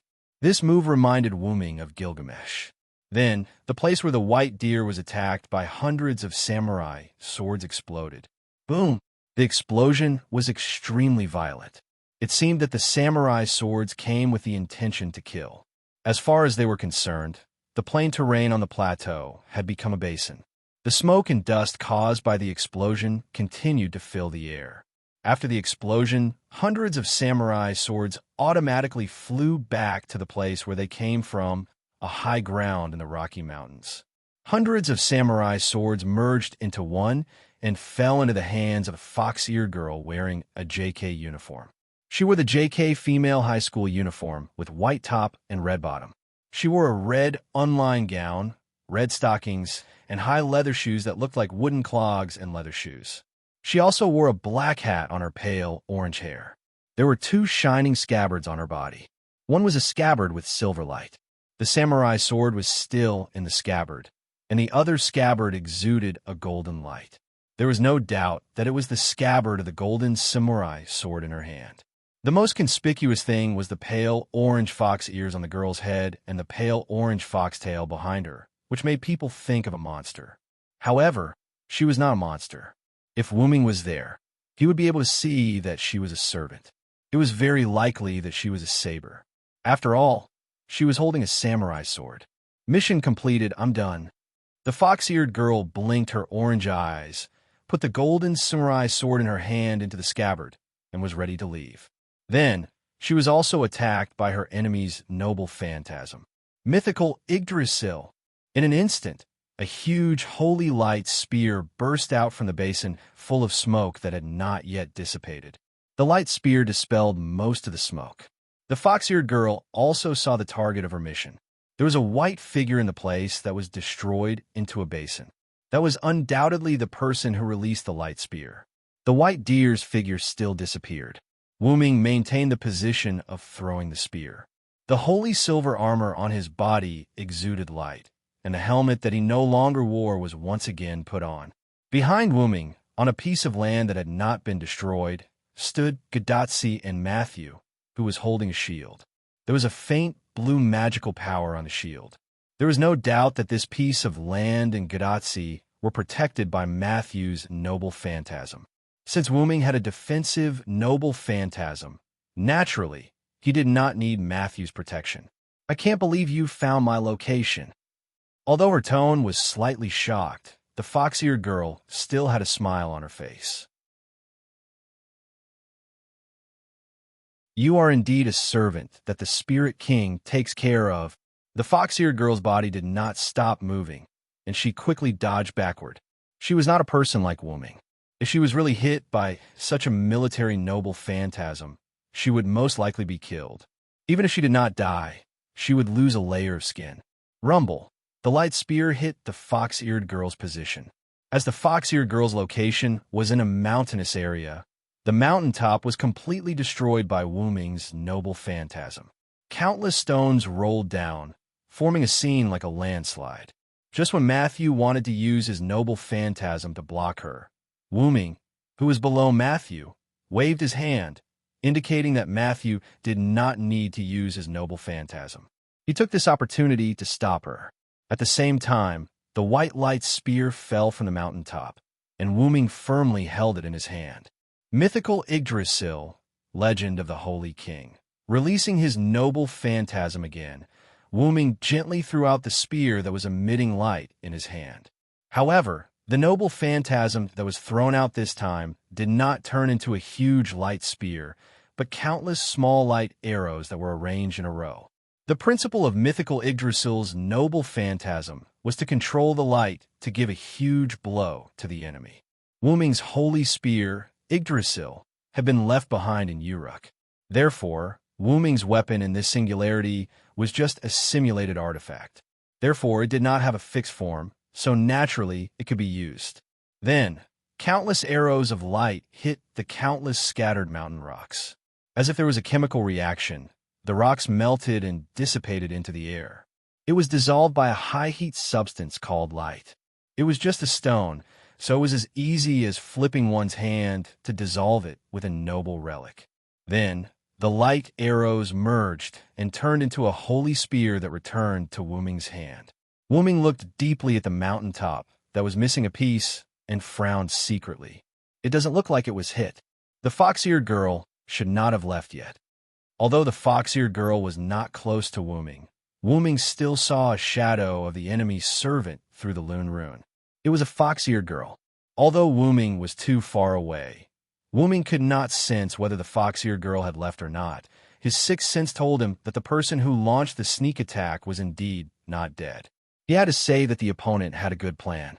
Because the distance was too far, Wuming could not sense the enemy servant around him. As long as there were servants, once they were close to each other, they would be able to sense each other. For Wuming, who had a strong mental strength, as long as the servant was not an assassin, it was basically impossible to rely on sneak attacks to get close to him. However, in this way, Wuming could not prepare in advance. Just like the fox-eared girl, releasing a noble phantasm from a long distance. Although the control precision of a noble phantasm would be reduced if it was too far away, it could directly hit the target through prediction and other various factors. It was like a sniper sniping the enemy from a long distance. There were many factors involved in successfully hitting the target, so ordinary people could not be snipers. From this, it could be seen that the fox-eared girl was quite intelligent. However, after Matthew defended the attack and protected Gadotsi, Wuming also found the enemy's position through reverse inference. Before the smoke dissipated, Wuming threw a noble phantasm. Wuming's strong vision also allowed him to see the enemy when the noble phantasm broke through the smoke. It was the fox-eared girl. Although the noble phantasm also hit the fox-eared girl's position, Wuming did not think that the fox-eared girl would not consider the unexpected situation of being attacked by the enemy's noble phantasm. But it doesn't matter. I have no reason to attack them. Now I have a reason. Wuming whispered to himself. Behind Wuming, Matthew quickly checked on Gadotsi's condition. "Senpai, are you okay?" Matthew was slightly excited and shouted, "I'm fine. Thanks to Matthew's protection, I'm not hurt at all." Gadotsi showed Matthew a big smile and then hugged Matthew, which made Matthew's face blush. "What's wrong? What's wrong? What happened?" Suddenly, Roman's figure appeared in front of them along with his words. A virtual screen appeared. What's going on?" Roman seemed to be panicking. Due to the diffusion of the fox-eared girl's noble phantasm, the surrounding ground only sank by 1 or 2 meters. However, the place where Matthew and Gadotsi were standing was not hurt. As a result, Matthew and Gadotsi were standing on a 2-meter-high platform made of mud. Wuming was below the platform. He did not enter Matthew's protection at all. He completely resisted the attack, and then released his noble phantasm to defeat the enemy. We were attacked by the Japanese forces.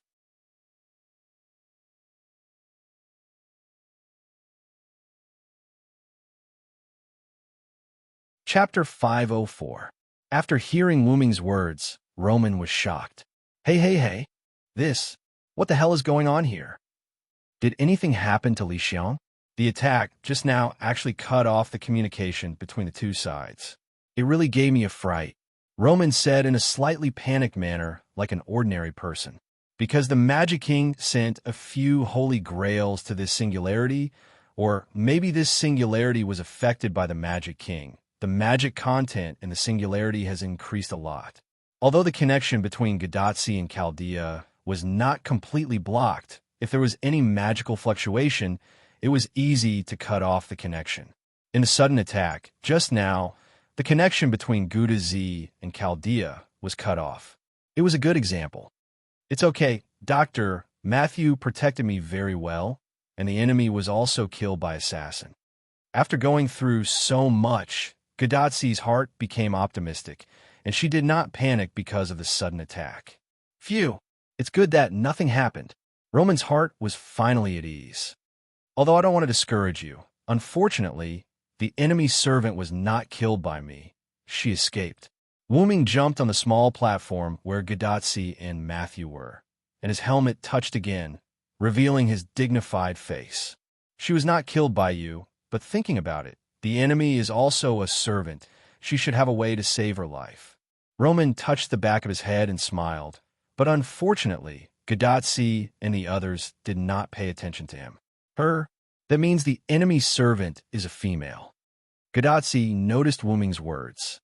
Indeed, the moment I used my noble phantasm to hit the enemy, I saw the enemy's face. It was a girl in red with fox ears and a fox tail, and the enemy was using a golden katana, so it seems that the enemy has some connection with the Japanese forces. In the territory of the Japanese forces, a black hat, fox ears, fox tail, a golden katana, and ancient clothing, all signs pointed to the fact that the enemy was a servant of the Japanese forces. A servant with Japanese attributes wearing a tsurugi hat. I'm afraid that's the only one. Roman played his role as a support member very well. Hey, Doctor, do you know who the enemy is? Matthew asked curiously. I know. After all, I can't be an effective support here, so I read a lot of books about history and mythology. He touched the back of his head as if he was embarrassed. Don't say that, Roman. You have to know that information is also very important. Wuming shook his head at Roman. Wuming knew the story of Maeve, King Arthur, and Gilgamesh, so he could participate in those places when he first came. If Wuming didn't know anything, he would definitely be in the dark. Gadotsi also nodded. She didn't think that the doctor had no role in Chaldea. So, Doctor, who is the enemy? After Gadotsi asked the question, Roman nodded and began to explain.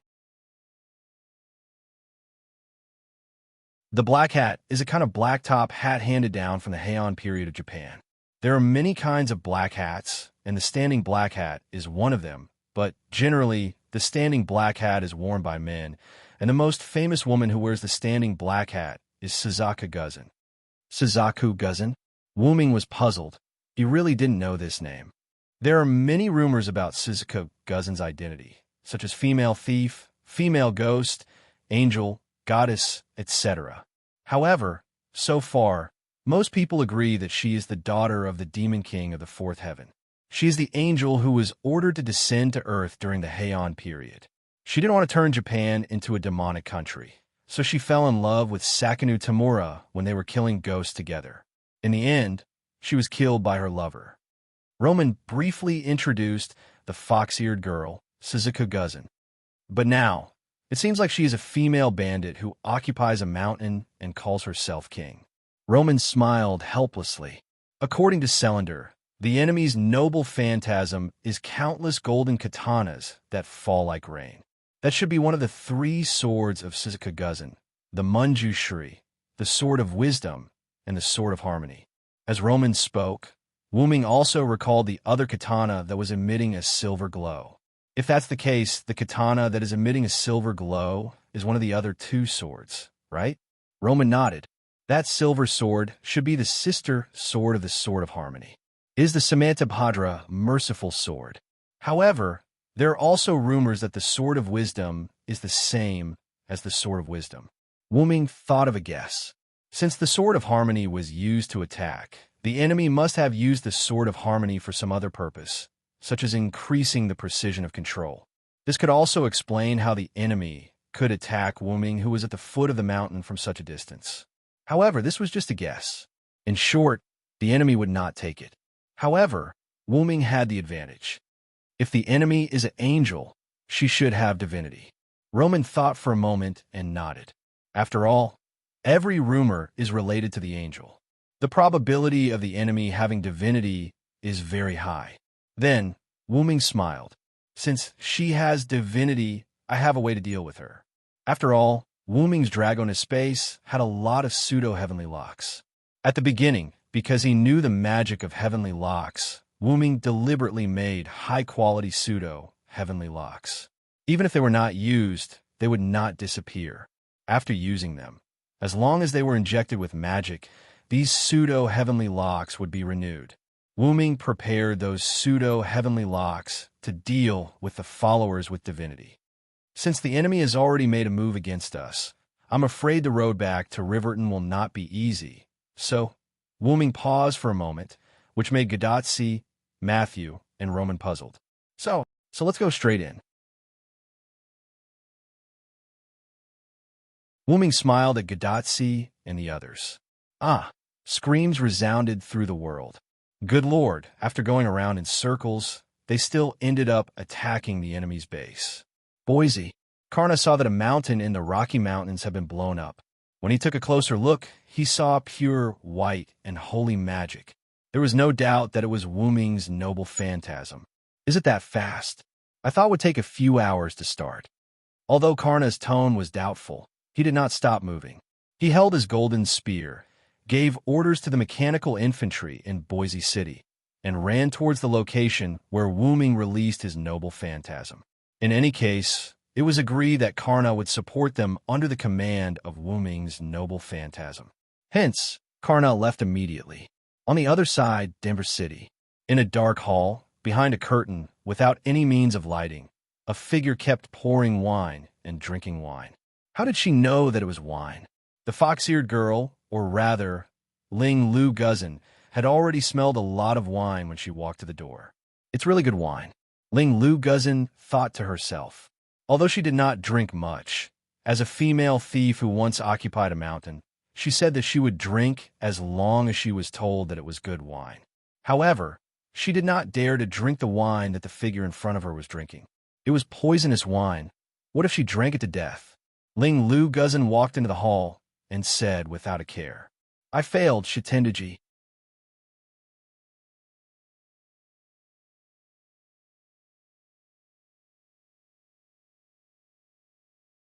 Chapter 505. She didn't hesitate to call out the name of the figure behind the curtain. Her tone didn't have the slightest bit of respect. The other party was only able to make them submit temporarily because of the Holy Grail. They could still listen to normal orders, but if they encountered any orders that went against their will, they would naturally go back and fight back. I knew it would be like this. Shitendaji poured himself another bowl of wine and drank it slowly. On the other hand, Ling Lu Yuqian frowned slightly. She did not want to smell this kind of alcohol. It was like a slow-acting poison. If there's nothing else, I'll leave first. I was almost killed by a noble phantasm just now. If it weren't for Xiao Tong Lian's support, I wouldn't be able to survive the sudden attack. With the help of the Silver Wisdom Sword, Ling Lu was able to come up with a plan to retreat. She had also planned for the enemy to launch an attack on a relic. Go ahead, but I think the other party will come to us soon. Don't lose your life, Shitendaji laughed mischievously. There's no need for you to worry. With that, Ling Lu Imperial Qian left the hall. So it's you. No wonder you're the second person who cut off my head. You're extraordinary. Shitendaji poured the wine into his bowl, but this time he didn't drink it. But it's fate that we're able to meet again. Shitendaji poured the wine on the ground. The carpet on the ground wasn't soaked by the wine. Instead, it seemed to have blended into the air, creating a different feeling. I'm looking forward to it. On the other side, Wu Ming was close to Denver City. After killing all the ghosts and spirits, he looked at the approaching Denver City. As I expected, it's been a tough journey. Although that was what he said, Gadatsi and Matthew looked uncomfortable. I feel like if we don't cause trouble for them, they won't send ghosts to attack us. Senpai, I feel the same way. The ghosts we met along the way were all on the way to Denver City.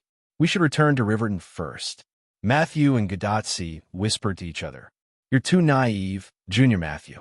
It looks like the enemy is only ambushing us on the way to Denver, but in reality, if we continue to head towards Riverton, they will free up their forces to deal with us. This is an open trap, remember that. Wu Ming said with an expression that said, You're still too inexperienced. Yes, Senior Cylinder. Matthew will remember that. As a result, Mashu replied in high spirits. Although Cylinder is right, why do I feel that this reason is a little far-fetched? Roman's voice came from Gadatsi's wrist. Well, Assassin, don't give Matthew the wrong idea. Even Gadatsi felt that Assassin was a little unreliable. Sigh. Matthew looked confused. In any case, We're already here. I'm afraid the enemy won't let us go back so easily. Wu Ming did not deny that his statement was wrong. Looking at the ghosts and ghosts that kept pouring out of Denver City, Wu Ming did not think that he could just leave after provoking the enemy. If only it was that easy. Besides, Karna should be here soon. Let's take down Denver in one go. At this point, whether it was Gadatsi, Matthew, or Roman, no one could refute Wu Ming. Phew, that's the only way. Roman sighed and said helplessly, in this situation, retreating would make it easier for the enemy to sneak up on them from behind. I have to say, you guys still underestimate the power of a top-tier servant. Wu Ming smiled faintly, attracting the attention of Gadatsi and the others. A top-tier servant is similar to a champion. What's more, the spiritual base of this body is strengthened by the Holy Grail and my own body. It can be said that Matthew and I alone are enough to take down Denver City. Of course, that's only if the other party's servants are known to us. After all, as long as it was a servant, they should not be underestimated. Every servant had a noble phantasm, and the noble phantasm was the key to victory from defeat. As long as it's not an exceptional servant, then the only thing we need to pay attention to in Denver City is Shitendaji. Roman also looked serious after hearing Wu Ming's words. Cylinder is right, Tachika. Although your body has a slight resistance to poison, this time you are facing Shitendaji's divine wine. It's better to be safe than sorry. For ordinary people, just smelling Shitendaji's poisonous wine will kill them directly. Roman said so much to be on the safe side. Tachika and Matthew should stay here. Wu Ming said, Huh, it's too dangerous to let Assassin go alone. Gadatsi was obviously not at ease. After all, it was Gadatsi's kindness. Wu Ming couldn't refuse again, so he smiled and promised again. Didn't I say that I'm a top-tier servant, and even if there is an emergency, I still know how to run, so don't worry. With that said, Wu Ming touched Gadatsi's little head, like a brother making a promise to his sister. Just when Gadatsi didn't say anything, a huge red flaming ghost hand attacked Wu Ming. Rashomon Dainji! Wu Ming's face froze, and he immediately put on his helmet, then rushed toward the huge ghost hand with the holy lance in his hand. Mythical Yggdrasil! Once again, Wu Ming activated his noble phantasm, and the light lance in his hand became huge. However, Wu Ming didn't throw it away. If it exploded here, Gadatsi and Matthew would still be affected. Therefore, Wu Ming directly held the huge light lance and faced the red flaming ghost hand. Rumble. Wu Ming pushed the ghost hand all the way to a distance of 100 meters away from Gadatsi and threw the light lance in his hand. By the way, the huge flaming ghost hand that was blocked by the light lance was also thrown directly, and there was a huge explosion in front of Denver City. Wu Ming stretched out his hand, and the holy lance returned to Wu Ming's hand. It's you, Ibaraki Kido? Wu Ming asked. After all, there were too many hints. It was related to Shitendaji, ghosts, Japanese monsters, Rashomon, plus he had met Ibaraki Kido in Europe before. Wu Ming also remembered her voice, so when Ibaraki Kido shouted the name of the noble phantasm, Wu Ming had already guessed it. After Wu Ming asked, a female ghost dressed in yellow clothes with 2 horns on her forehead jumped out from an unknown place. Her entire body was covered in flames, and she had 2 horns on her forehead. Ibaraki Kido, will protect Shitendaji's Devil's Kingdom. Don't even think about breaking my home and Shitendaji's. Ibaraki Kido didn't seem to know Wu Ming at all. It seemed that this Ibaraki Kido had no connection with the Uruk's defector, but that was normal. How could he meet a servant with the memory of him and Wu Ming? Wu Ming was not lucky, so how could it be so easy to hit the jackpot? I didn't deal with you in Uruk with the thought of less trouble. It seems that I have a chance today. After that, without waiting for Ibaraki Kido's reply, he directly went up and communicated with the other party with the Holy Lance. Wah, you bastard, you haven't started yet.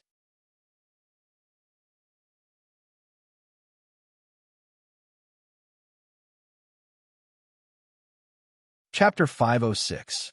Oh, facing the White Knight, who sneak attacked him, thought he was. Ibaraki Dojo roared like a ghost who had been provoked. At the same time, a gust of wind blew around Ibaraki Dojo. The wind helped the fire, and the hot flame rose to the sky, rushing toward Wu Ming, who was attacking Ibaraki Dojo. Pucci. Wu Ming condensed his magic power into the holy spear in his hand and swept it across, dispersing the fire of karma. Then appeared in front of Wu Ming's eyes was a bone sword full of strange aura. Clang! Using the holy spear to block the bone sword slash, it made a harsh collision sound. Wu Ming slammed hard, tried to push Ibaraki Dojo, who was holding the bone sword, out, but found that he couldn't push him out. Ibaraki Dojo's whole body exuded magical power, and the bone sword in his hand was also attached with demon aura. Hey, want to fight with a ghost? You're too naive. Ibaraki Dojo seemed to have found Wu Ming's mistake, and his face kept smiling, as if he was mocking and proud. Zzz dash. Wu Ming held the holy spear with both hands, and Ibaraki Dojo, who was holding the bone sword with both hands, kept exerting force.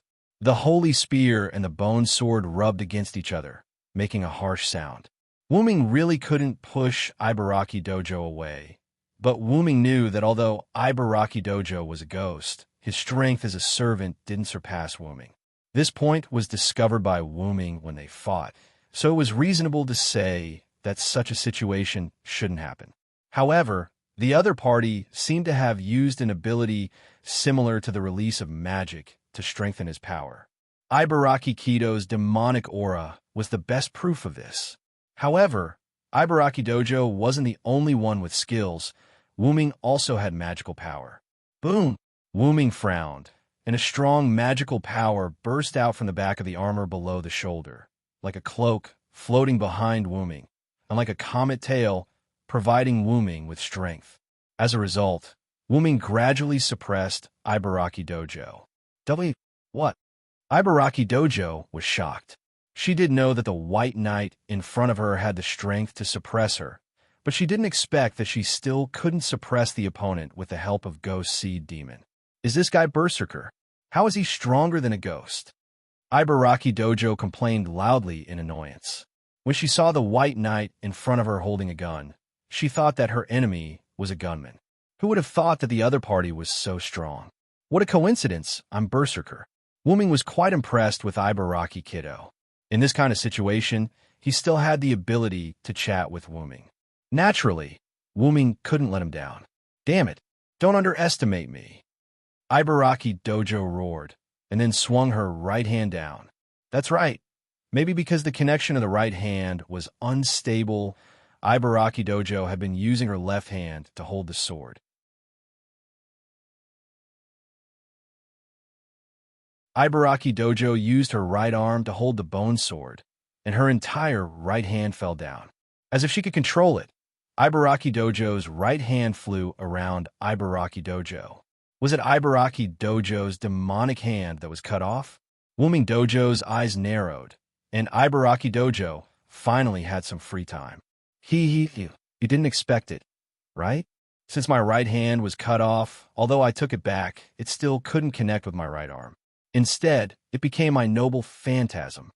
Ibaraki Dojo looked at Wu Ming Dojo in front of her proudly. Take this, Rashomon Dainji. The demonic hand that was floating around Ibaraki Dojo turned into a huge, flaming demonic hand as Ibaraki Dojo's noble phantasm was released. Wu Ming felt a sense of danger from the demonic hand that was wrapped around the demonic hand. It was as if his noble armor was nothing and could hurt him at any time. However, even without the armor, Wu Ming Dojo wasn't weak. Therefore, he didn't do anything else and continued to suppress Ibaraki Dojo. Then, when the huge demonic hand grabbed Wu Ming shouted calmly, Karna! Huh? Ibaraki Dojo looked at Wu Ming Dojo in confusion, not understanding what he meant. Brahmastra, Brahma, cover the earth. A laser-like golden heat ray shot from afar and hit Ibaraki Dojo from below Wu Ming Dojo's arm. A dash! Ibaraki Dojo spat out a mouthful of blood from his mouth. The blood that spilled on the ground was filled with heat and started to burn. Bang dash! Wuming Dojo's magical power surged as he slapped Ibaraki Dojo away. Damn it, this is the breath of the sun. Ibaraki Dojo felt the scorching breath that was still in his body and spoke with difficulty.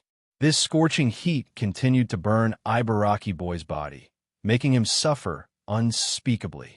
Just when Wuming Dojo was about to kill Ibaraki Dojo, a piece of talisman paper flew between Ibaraki Dojo and Wuming Dojo.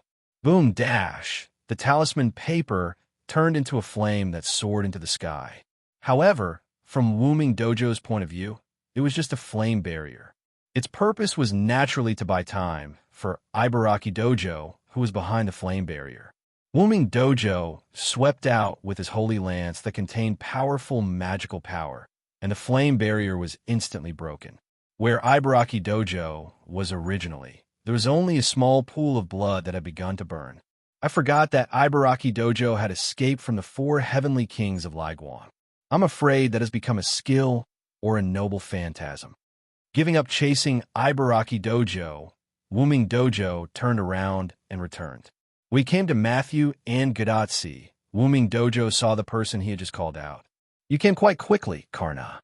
At this moment, a white-haired man in golden armor was standing beside Gadatsi and Matthew.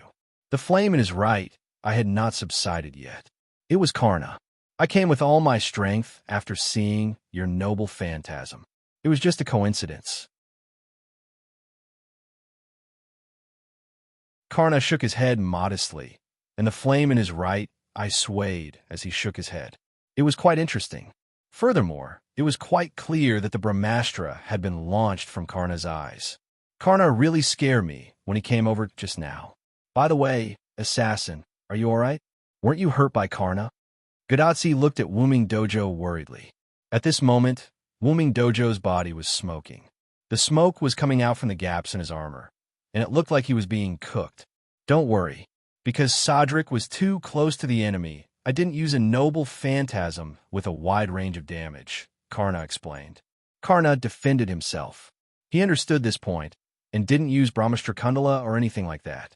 He couldn't use Sun Wheel, Vaishnavi Shakti, which could only be used when he stripped the golden armor. After all, the golden armor was still on Karna. The heat on my body was caused by Ibaraki Dojo's noble phantasm. I don't know why, but her ghost claw directly ignored my defense. I was injured, but it's not a big deal. As he spoke, Wuming took out a few bottles of healing potions from the golden ripples that he had already activated. Wuming took off his helmet, revealing his slightly red cheeks. Now, some parts of his body were already cooked. After all, it was as if he was defenseless against an anti-army noble artifact that contained the karmic primordial fire. Even Hercules would lose his life if he was here. It was all thanks to Wuming's B++ durability that he was able to survive. Then, Wuming drank the healing potion under everyone's gaze. The white smoke on his body disappeared, and his complexion returned to normal. After all, they had seen potions like this in Winterwood City, so Gadatsi and Matthew didn't look surprised. Since Karna is here, let's take Denver directly.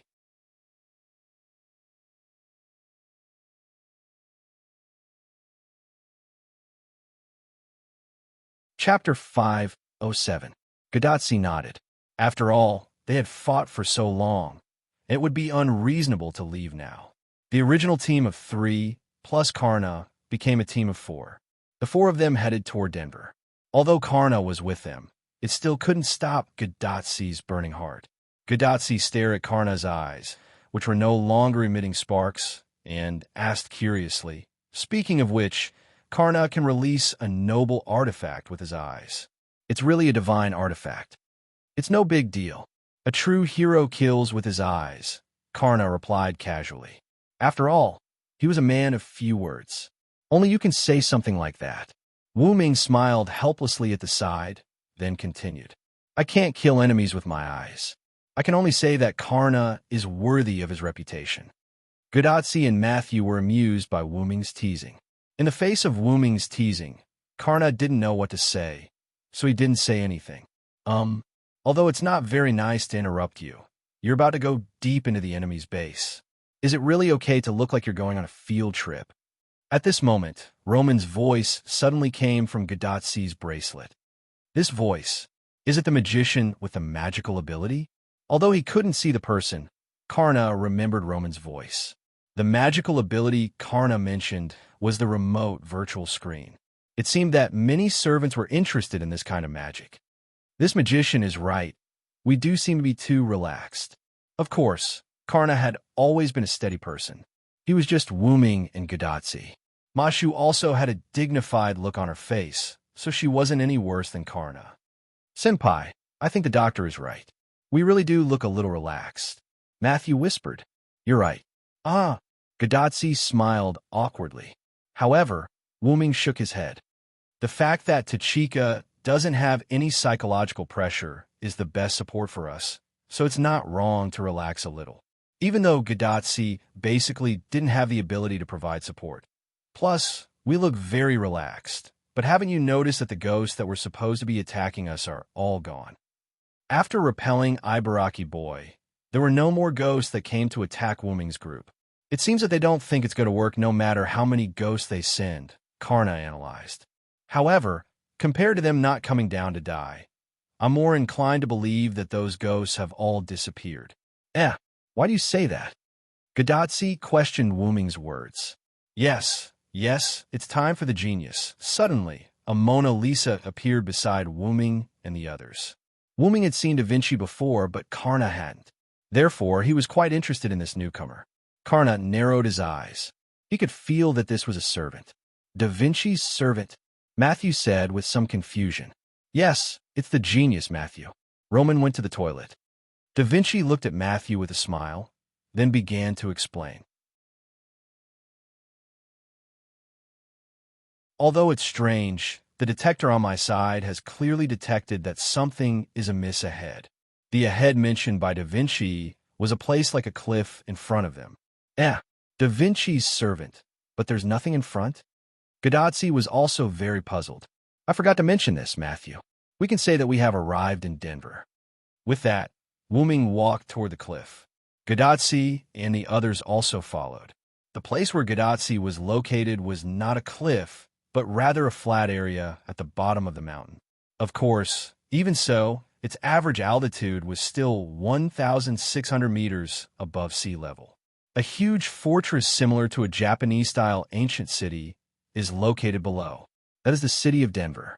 It can be said that the city of Denver is at the foot of the Rocky Mountains. I was a little worried about what to do if there was a mudslide or something. After the improvement of the genius, Chaldea's instrument has adapted to the high magic density environment.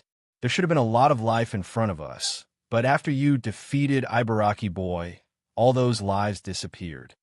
Although Chaldea's instrument is used to detect magic, the magic in this world is transformed by life, so it can also detect magic.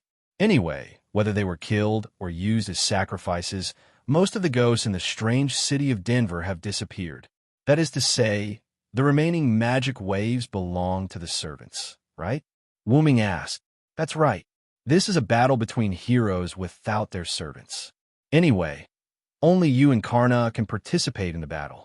Matthew still has to protect Tachika. So that's it. I still have to continue improving the instrument here. Good luck, Tachika. After that, Da Vinci cut off the communication. As expected of Da Vinci's kin. As always, he feels reliable. Gadatsi smiled awkwardly. Obviously, reliable was a derogatory term. Don't worry. I think she probably thinks that Karna and I are here, so Da Vinci can rest assured that we will protect you. You should know that both Karna and I are not simple people, Wooming comforted. Let me say something first. Karna raised his hand. I don't have the ability to protect others. This armor is the only thing that can protect others. However, because Sadric and I are the only combatants here, I can't easily hand over the armor to you. After all, if Karna had given his armor to Gadatsi, then he would have been much weaker than Gadatsi.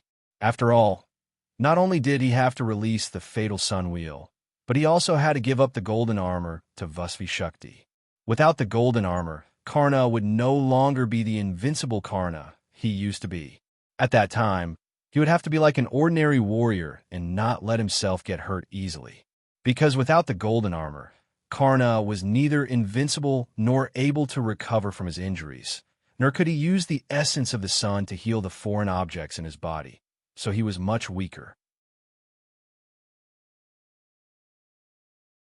You don't have to worry about that at all. Matthew is very reliable, Gadotsi said to Karna with a smile. As she spoke, she gave Matthew a thumbs up, which made Matthew's face instantly turn red. However, Matthew did not hesitate to protect Gadotsi. I won't let any senior come to any harm. Looking at Matthew's determined and powerful eyes, both Wuming and Karna smiled with relief. It's your blessing to have such a servant, master. Karna chuckled. The praise made Matthew's face turn red again, and Gadotsi looked at Matthew happily. Because Matthew is my lovely junior, Gadotsi hugged Matthew as she spoke. Son, senpai, wait a minute. Mashu, who was being held, could only struggle weakly. In that case, I'll lead the way first. Wuming nodded to Karna, Gadotsi, and Matthew, then stood at the side of the mountain. Mythical Yggdrasil, that you're tuning in to the Romance Rendezvous YouTube channel. We're so grateful for your support, and don't forget to subscribe to join us on this incredible journey through captivating stories. Your generosity through donations truly makes a world of difference, as it's the primary source of revenue that allows me to expand and enhance this channel for you. Thank you from the bottom of my heart for being a part of this adventure.